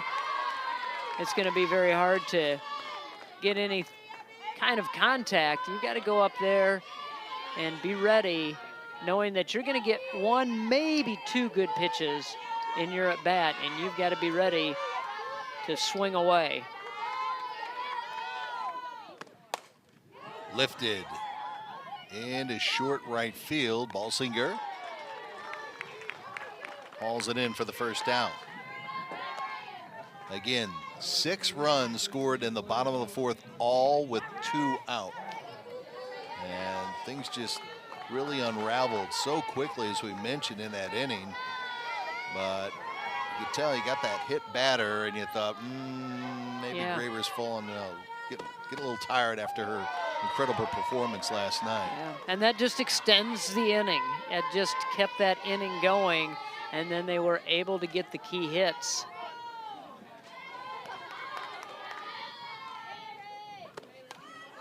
And squaring away is Townsend, falls straight back into the screen for an 0-2 count. Yeah, I like it. I like the thought process there by Townsend, trying to just figure out some way to get on. Just scrape and scratch, see if you can get something in play and get on base.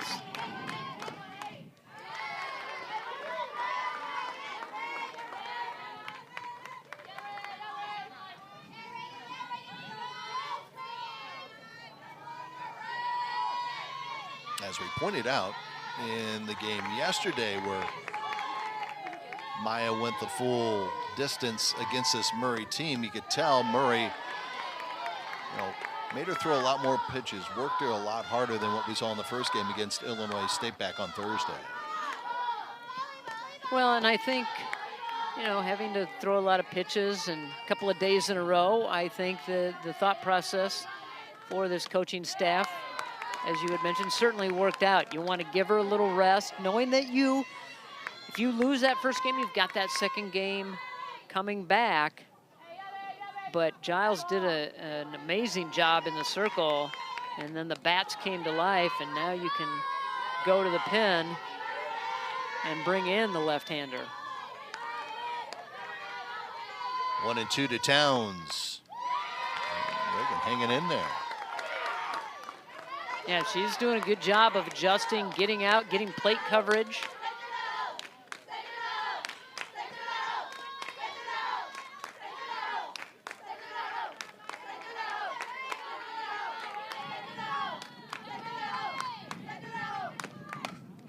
And that one fouled off once again.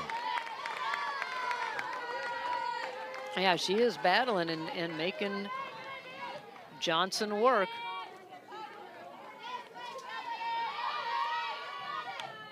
Reagan in her lone plate appearance this afternoon, flying out to left field. 8th pitch of this at bat. And has worked the count to 2-2.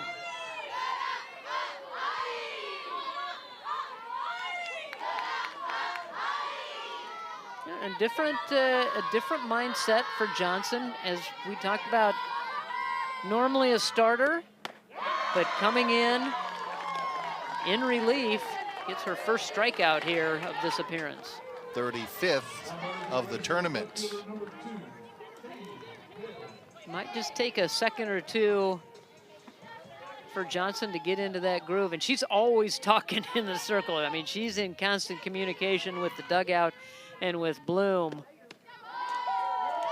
Well, it was interesting talking to Coach Matthews yesterday, and obviously a big part of our conversation was Maya, but really the relationship that she's built up with Brennan Bloom, who you just mentioned, who is again behind home plate. And Coach Matthews says one of the primary reasons that Maya's still with Belmont and that at one of the Power 4 schools is that young lady behind home plate. Yeah, she said that she just absolutely loves Bloom as a person, as a teammate, and they work so well together. 1-2-3 in the 5th. Bottom of inning number 5 we go in Carbondale.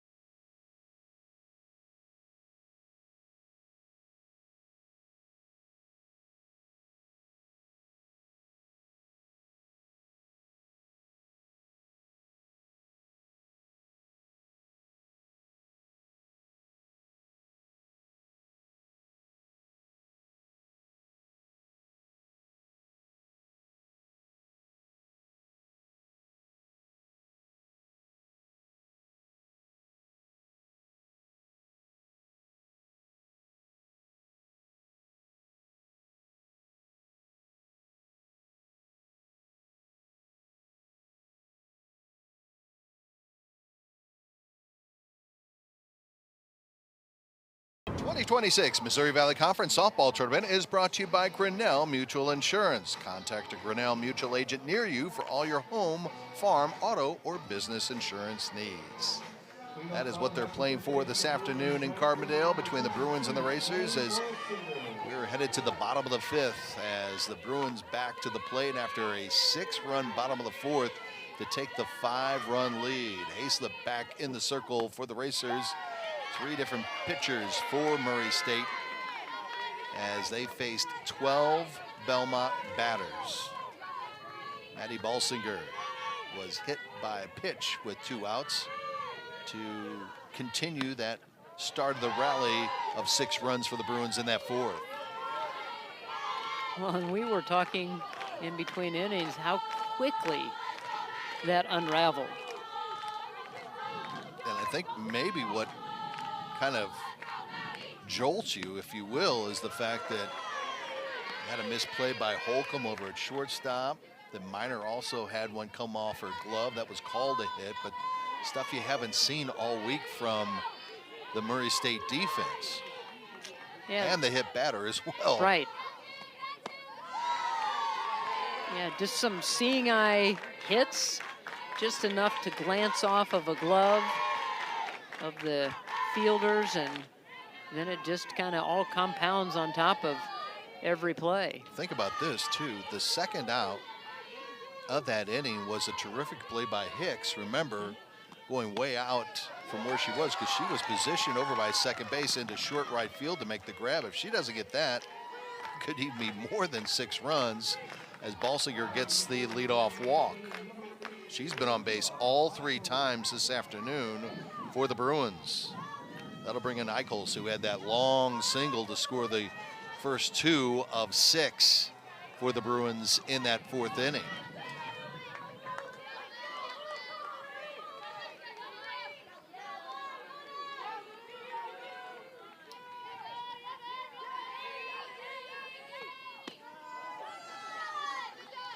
And you kind of thought, with how things had been going with Belmont through the first 3 innings, they had had base runners in each of the first 3. However, Graber really buckled down and didn't allow a run to score in those first 3 innings. And also credit Waldron getting that Hans caught stealing on that attempted stolen base over at second base. Well, that's something they've done all tournament long is, yeah, the runners have gotten on, they've had runners in scoring position, but able to get out of it with their defense and their pitching. It just kind of failed them. There's Hicks, keep it in front of her and knocked it down, and they'll give that single to Eichels. Eichels feeling pretty confident at the plate. This one just sneaks under the glove of Hicks. Couldn't keep it in front of her. Kind of just picking up where Belmont left off, getting those seeing eye shots that get by the defender, and now they're going to come back with Graber. And we'll take a break with this pitching change.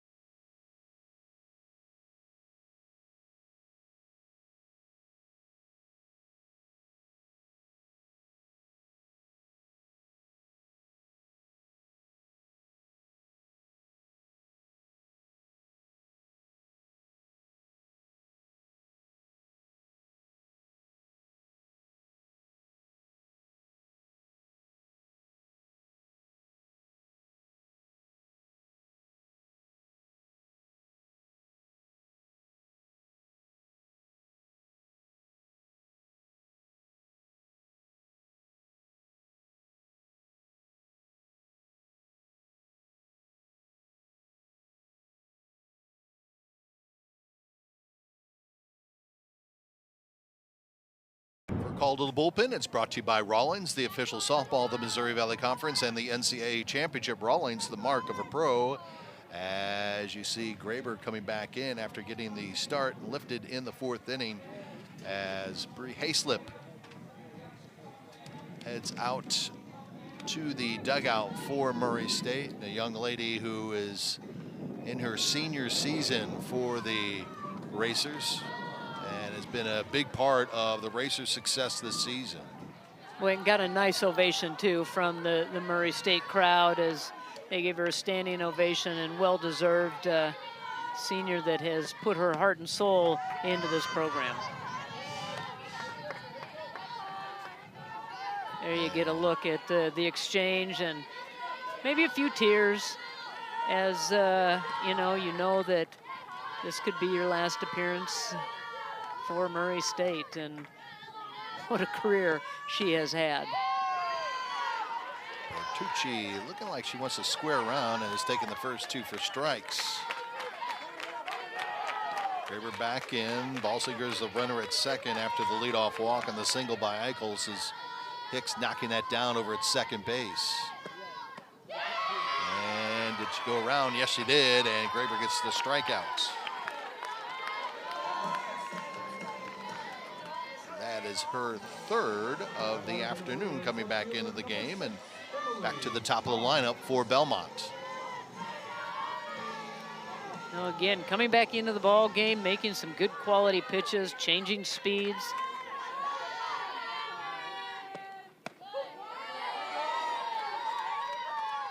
And I think you had said, as she was warming up in between the pitching change, a lot of pitches, a lot of arm rotations over the last 24 hours. This one skied high in the short left field, and that's Holcomb from her shortstop position, grabbing the second out. Sun is high in the sky. You can see the sun glistening off of the sunglasses of Hills, and as well as Holcomb. And she was able to take charge out there as she drifted back, pull that one in. Spindler's been on base twice today.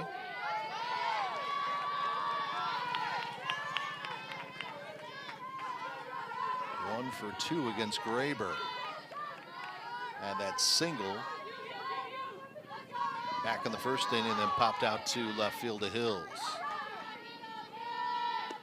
And that one gets by Waldron, and the runners will advance. Just had enough spin on it that it would got around Waldron.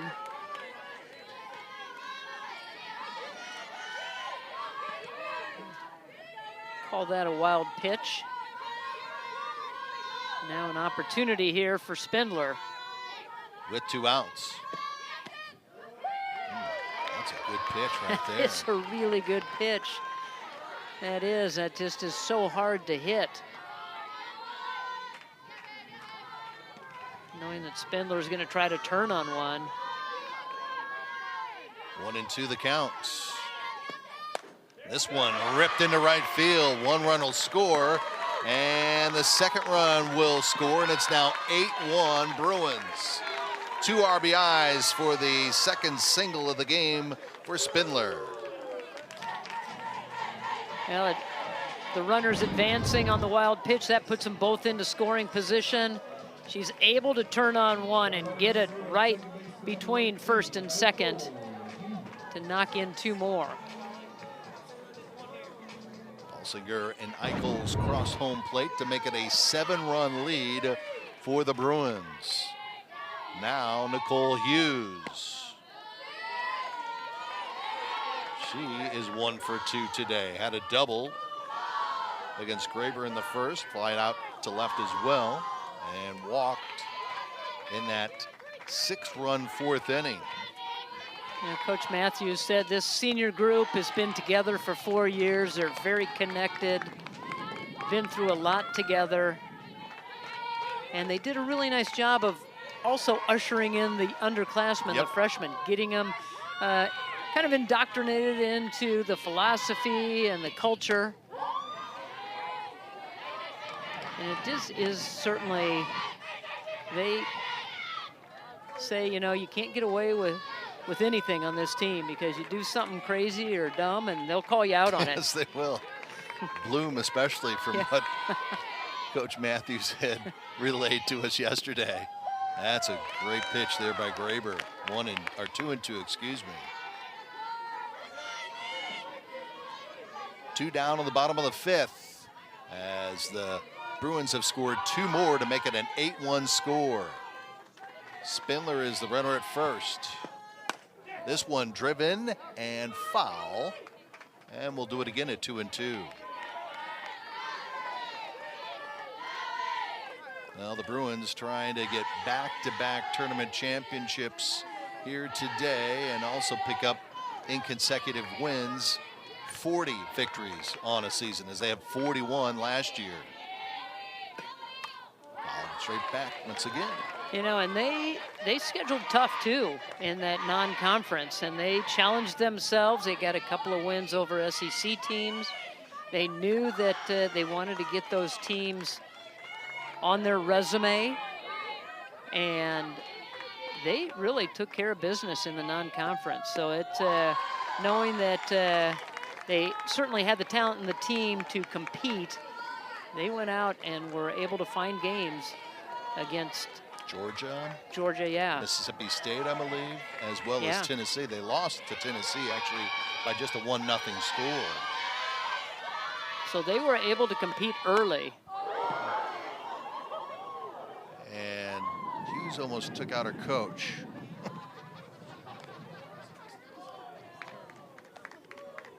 That side over there has been kind of dangerous. It really has. There's a Spindler rip took one on the arm earlier.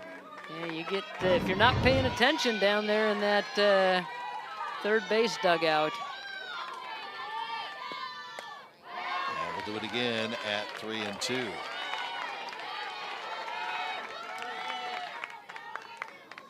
Brian Belt, our TOC down there, cool as a cucumber, doesn't even flinch. Like he's done this before or something. I don't know, I think he's taking a nap down there.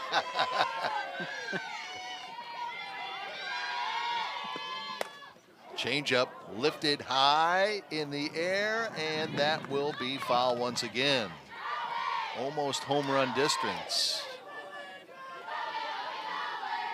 This has been a long at bat. Yes, it has. 10th pitch. Coming right now. What a battle. And a grounder to Hicks, backs one up, throws in time for the out. 2 more on the board for the Bruins. We played 5 and they have a 7-run lead.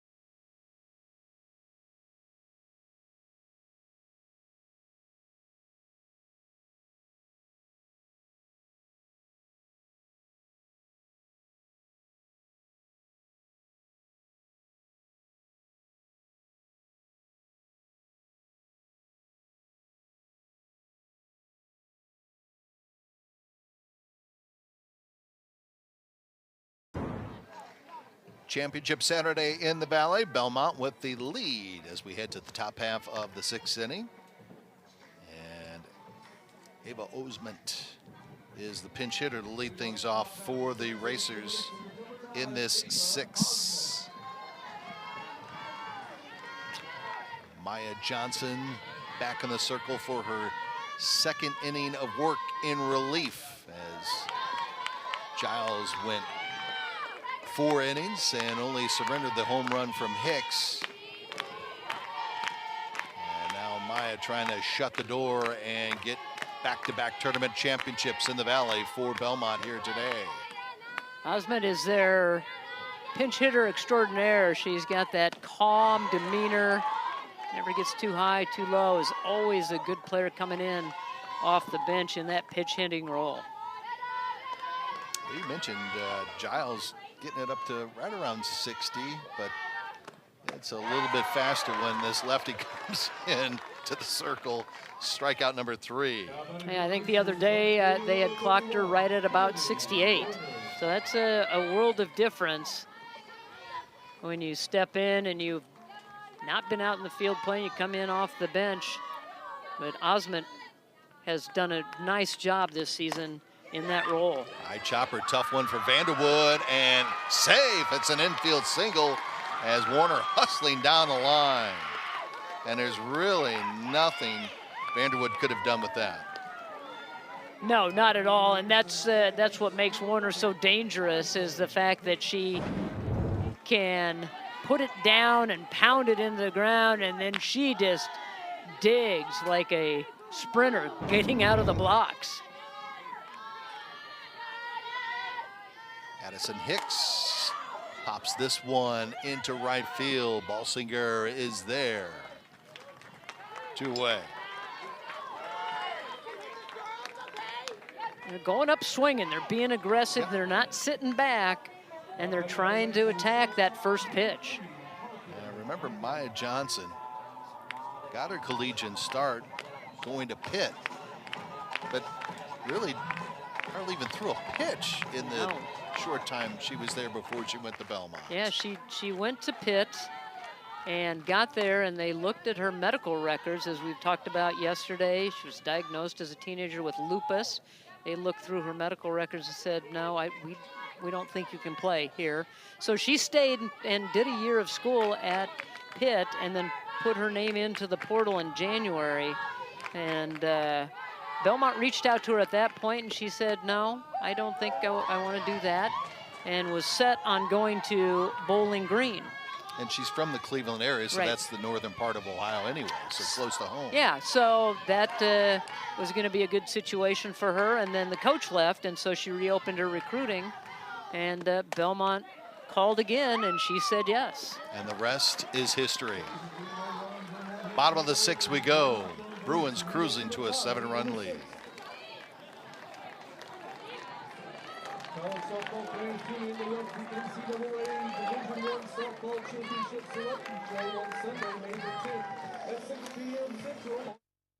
Can you take me higher? Higher, higher. Can you take me higher?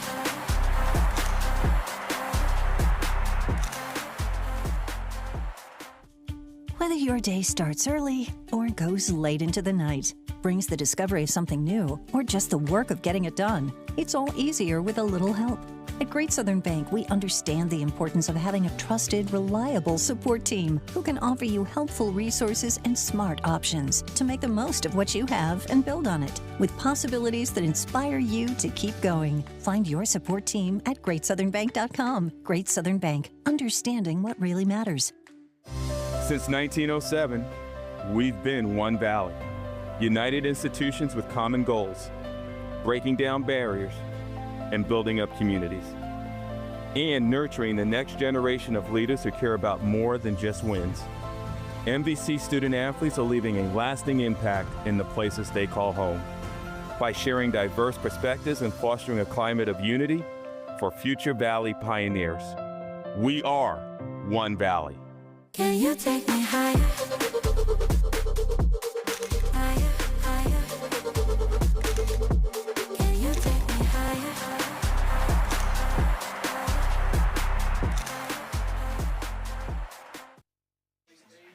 All right, we get to our players of the game. A presentation is State Farm, a proud partner of the Missouri Valley Conference. Like a good neighbor, State Farm is there. Well, Murray State, solo home run from Addison Hicks, put them on the board right away.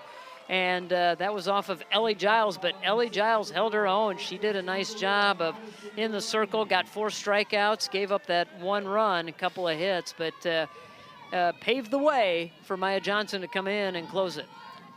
Madison Delecki, the first baseman, cleanup hitter for the Bruins today. Will lead things off in the Bruins half of the 6th inning. 8-1 the score. 6 runs for the Bruins in the 4th, 2 more in the 5th inning. Graber, who started, back in. This one lifted high in the air into left field, and Hills, with that sun glaring in her eyes, makes the grab. Initially had a tough time locating it as she got the hand up there to block the sun, and was able to finally track on it.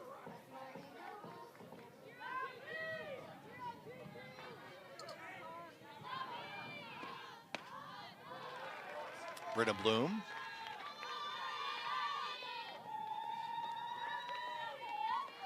Got a defensive adjustment over there at third base.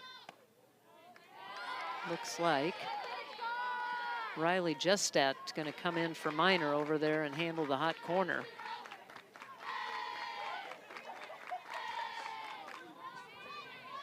Two 2-0 to count to the catcher for the Bruins, Brenna Bloom. Legends had some production offensively for the Bruins this week. 0 for 2 with a walk in today's championship game.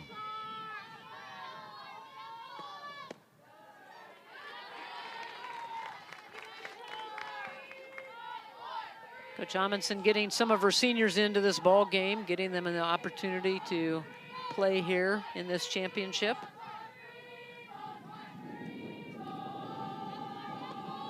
Change up and out of play.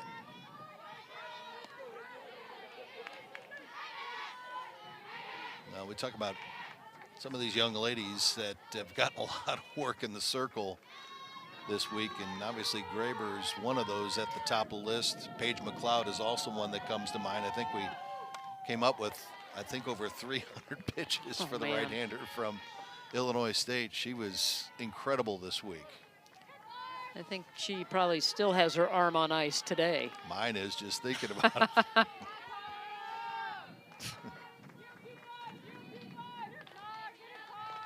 But 3 balls and 2 strikes. She was solid in all of her appearances. She was. And Warner coming in. She's made 2 great grabs. Really think about not only Warner with 2 fantastic grabs in right field, but Hicks and the defensive work she's done over at second base. Well, you're solid defensively if you're the Racers fans with that defense over there. Yeah, sophomore and a junior. So that side of the field coming back for next season. They're well stocked over there. Lydia Vanderwood, the shortstop for the Bruins. 0 for 3 today.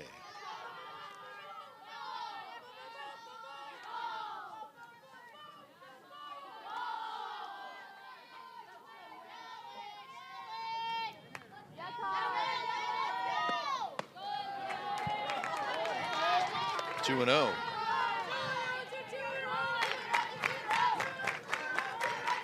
Vanderwood actually is the only player in the lineup that has not reached base today for the Bruins. Well, the other 8 have reached at least once.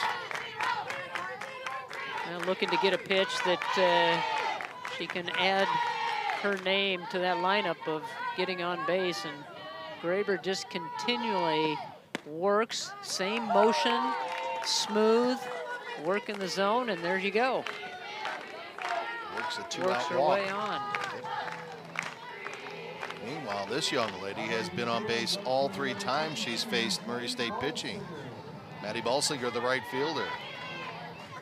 Singled, hit by a pitch, and walked, and has scored 2 runs of the 8 put on the board by Belmont.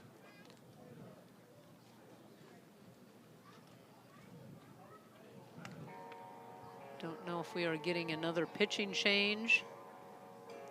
And looks like we are going to get a change here. Coach Amundsen came out to talk to our home plate umpire, Susan Eads.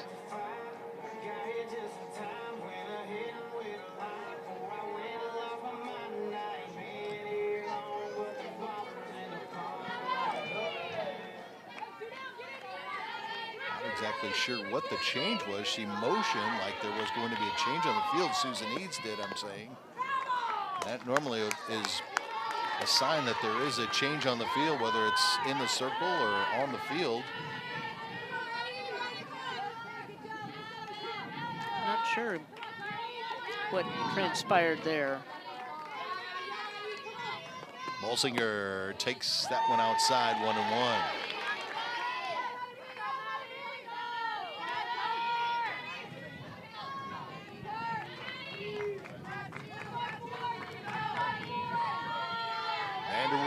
is the Bruins runner at first, and that delivery misses just inside.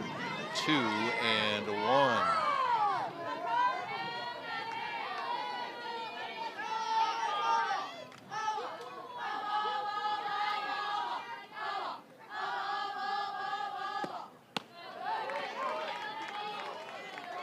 Graber missing upstairs, 3-1 now. She's just missing her spots. I think she's not a whole lot left in that tank. She's just trying to get through and manage this inning and get out of it. And there's another walk. 2 walks after the first 2 batters were retired in this 6th inning.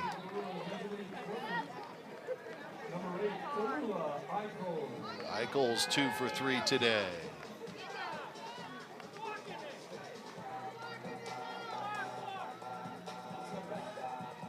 Pitching coach just checking things out, Maddie Eberly, checking things out to see how she feels. There's another Saluki on that coaching staff for Murray State, Elizabeth Warwick. I think they were back-to-back MVPs of the tournament in 23 and 24. So as we see here in Southern Illinois, all the conference championships, the NCAA appearances, those 2 were part of a couple of those appearances in the NCAA tournament. And Elizabeth Warwick, one of the finer MVC tournaments I have ever witnessed. Eichels lifts this one into center field, and that is the 3rd out. We go to the 7th. Belmont with the 7-run lead.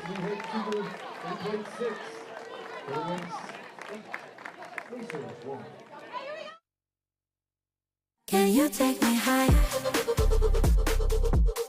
Higher, higher. Can you take me higher?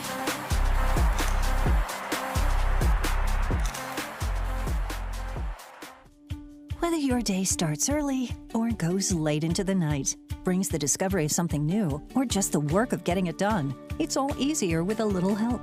At Great Southern Bank, we understand the importance of having a trusted, reliable support team who can offer you helpful resources and smart options to make the most of what you have and build on it, with possibilities that inspire you to keep going. Find your support team at GreatSouthernBank.com. Great Southern Bank, understanding what really matters.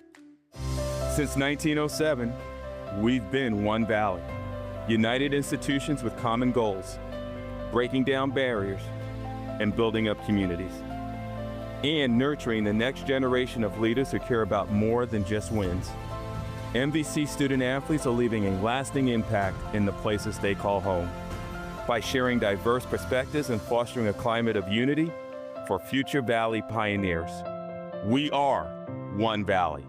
Can you take me higher? Higher, higher. Can you take me higher?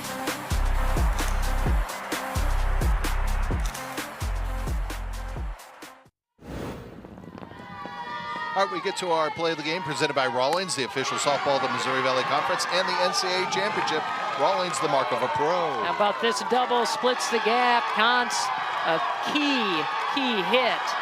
And that's when things kind of broke open as Belmont ended up 5 of 13 with runners in scoring position, and they scored 8 runs when they got people on.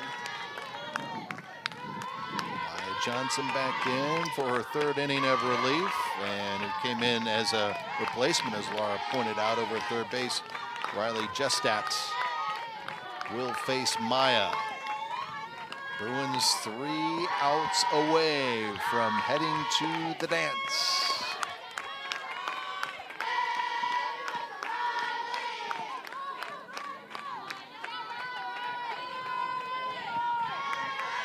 Working ahead in the count, and we saw her earlier this week and in this tournament. That's what she did consistently.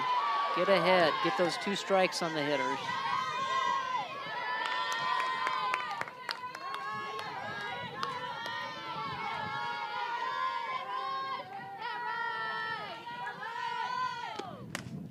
Popped up.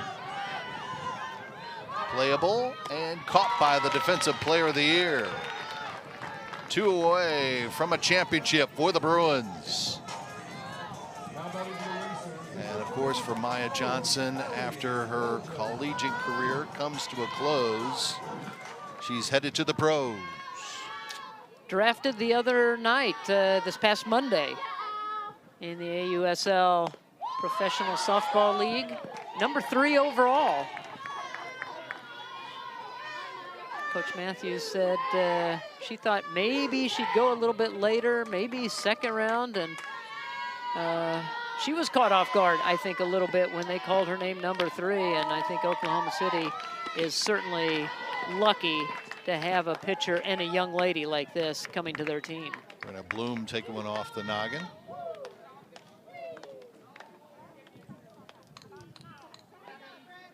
Taking lots of those over the course of her career. And, ooh. Just off the heel of the glove, turned the hand the wrong way. Waldron kind of was like, I understand that, are you okay? Been there, done that a couple of times as well. Commiserate. Yeah, 1 and 2. Yeah, the little gathering, or maybe it was a big gathering actually on Monday for Belmont, and Maya waiting for her selection into professional softball. Teammates, administrators from Belmont all on hand.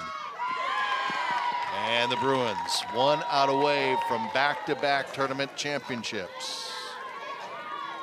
She was the first mid-major player to receive a golden ticket for that draft, and said that was something they kind of had to keep under wraps, as she was not supposed to know about it. Surprise for her that she was going to receive that golden ticket.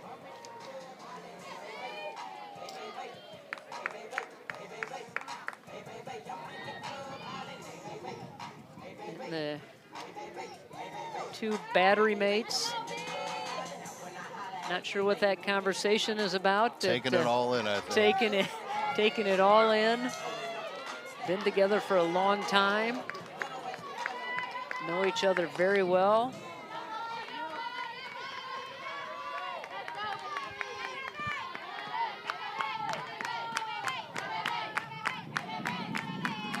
Bramer, the last hope for the Racers. And again, what a run by this Murray State team. A 7-game winning streak heading into the tournament and making it all the way to face Maya Johnson yesterday, faltering, but battling their way back with the victory last night to have the rematch against Belmont. They got on the board first in this one, but then after that home run from Hicks, it's been all Bruins. This is a team, this Murray State team, that really continued to grow as the season went on, and they were able to peak at the right time. Popped it up. Who's going to take charge? Bolsinger has it, and the Bruins are champions. The 2026 Missouri Valley Conference Tournament champions.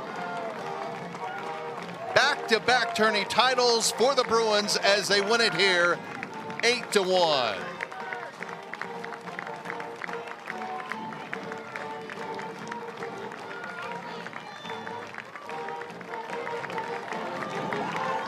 Maya Johnson mobbed by her teammates as she picks up her 2nd save of the season after picking up victories in the first 2 games. And for Maya Johnson, that's the final. Bruins 8, Racers 1. 37 strikeouts in the tournament. And her 2nd save of the season. So a role that she's not necessarily familiar with, but was able to come in once her teammates got her a big lead, and she was able to close it down. Well, congratulations to Belmont, and what a performance. And again, tip of the cap to Maya's teammate, Ellie Giles. She was terrific in the circle, only really giving up that home run to Hicks through her 4 innings of work to give Maya a little bit of a break here today. Yeah, and I think Giles came in with the mindset of, this is my game, and I'm going to go at it like I'm going to go all 7 innings. I want to win this ball game, and she was able to hold down the fort, and there was that explosion of runs in the middle of the ball game to cushion that lead and allow then Johnson to come into the ball game. But yes, credit Giles for giving them a good start. Handshakes at home plate, and the Belmont fans who have made it from Music City here to Carbondale absolutely ecstatic as their team is going dancing for the second consecutive time in school history. Yeah, great crowd and great support by both teams that were here today in this championship game, and Murray State's fans showed up in force as well. Belmont just a little bit too much for the Racers. And victory number 40 on the season for the Bruins as it's back-to-back 40 or more win seasons for this fantastic team from Nashville, Tennessee. And a few more opportunities now in front of them as they are going to wait to hear their name called for the NCAA tournament in their first rounds in the regionals. And we'll go down on the field right now as we are joined by Maya Johnson here momentarily. Maya, Scott, and Laura up here in the booth. Congratulations on the victory. Tell us a little about the mindset today. You didn't get the start, but you got to finish it out for your teammates. I mean, this is a team effort. All season it's been a team effort. You don't win a game without everyone in the lineup. And so I trusted Ellie to spin the ball, and I trusted my offense to get it done. And if they needed me to close, I was ready to close. And so that's just what I did. What was the process coming in? When was that decision made that Ellie was going to get the start? And then how do you guys handle the scouting report after that? Yeah, we knew early yesterday evening that Ellie was going to get that start for us, and so we had talked about her coming out and just spinning the ball well, and as soon as we got the lead, they said, "You're going," and so I was ready. All right, so Maya, tell us for you personally, your whole career at Belmont after going to Pittsburgh for a bit and then eventually winding up with Coach Matthews. We talked to her yesterday, but just talk about now back-to-back, not only opportunities to play in the NCAAs, but back-to-back 40-win seasons for you and Brennan and all your teammates, the seniors. You guys have built up such a great program there in Nashville. Yeah, I'm going to get emotional talking about it. Coach Matthews believed in me, and my teammates believed in me when no one else did. So I'm going to put myself on the line for them, and they do it every day for me. Coach Matthews does it every day. It's so fulfilling. It's awesome. Well, they're hamming it up behind you, Maya. Go enjoy it. Congratulations on all your success. We're rooting for you in the tournament. Thank you so much. You got it. Good work today. Her teammates having some fun, and so is Coach Matthews, who joins us right now. Coach, congratulations on the victory. Just tell us about, I know Maya just briefly talked about your decision to go with Ellie first before you brought Maya in today. I mean, Ellie's been amazing for us, especially this last month, maybe 6 weeks. We had full confidence in her. And obviously Maya gets a lot of accolades and a lot of headlines, but we knew Ellie could do the job and set us up for a great opportunity to hopefully close this out. And if not, we had Maya roll in game 2. So we had all the faith in the world in Ellie. You know, what was the kind of the mindset coming in, knowing that Ellie was going to start for you?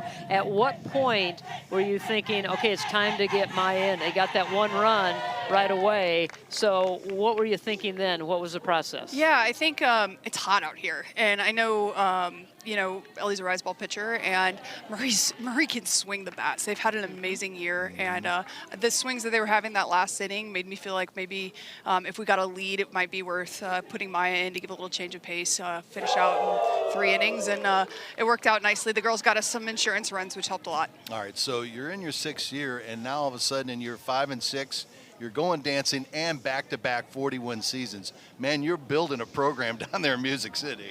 It takes our administration supporting us. They've invested in us facilities-wise, and we've brought in some amazing humans who have amazing families. And so when I got here, I've always said when I got here, the culture was good in terms of really good people, and we've just continued to build on that by bringing in great humans first who are really talented. And so I've had so much fun. All right, go enjoy it with your players. Congratulations, and we'll be rooting for you here in the regionals. Thank you, guys. Congratulations, Coach.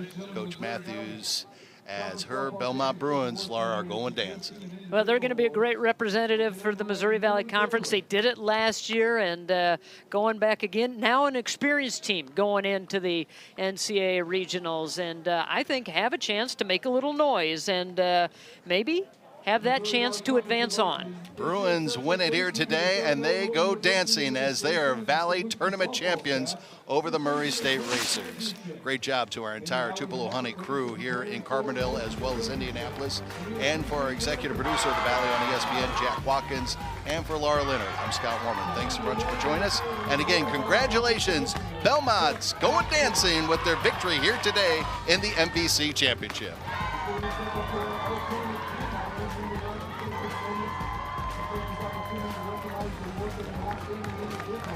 Not only got it done on the softball field, but also athlete after the game.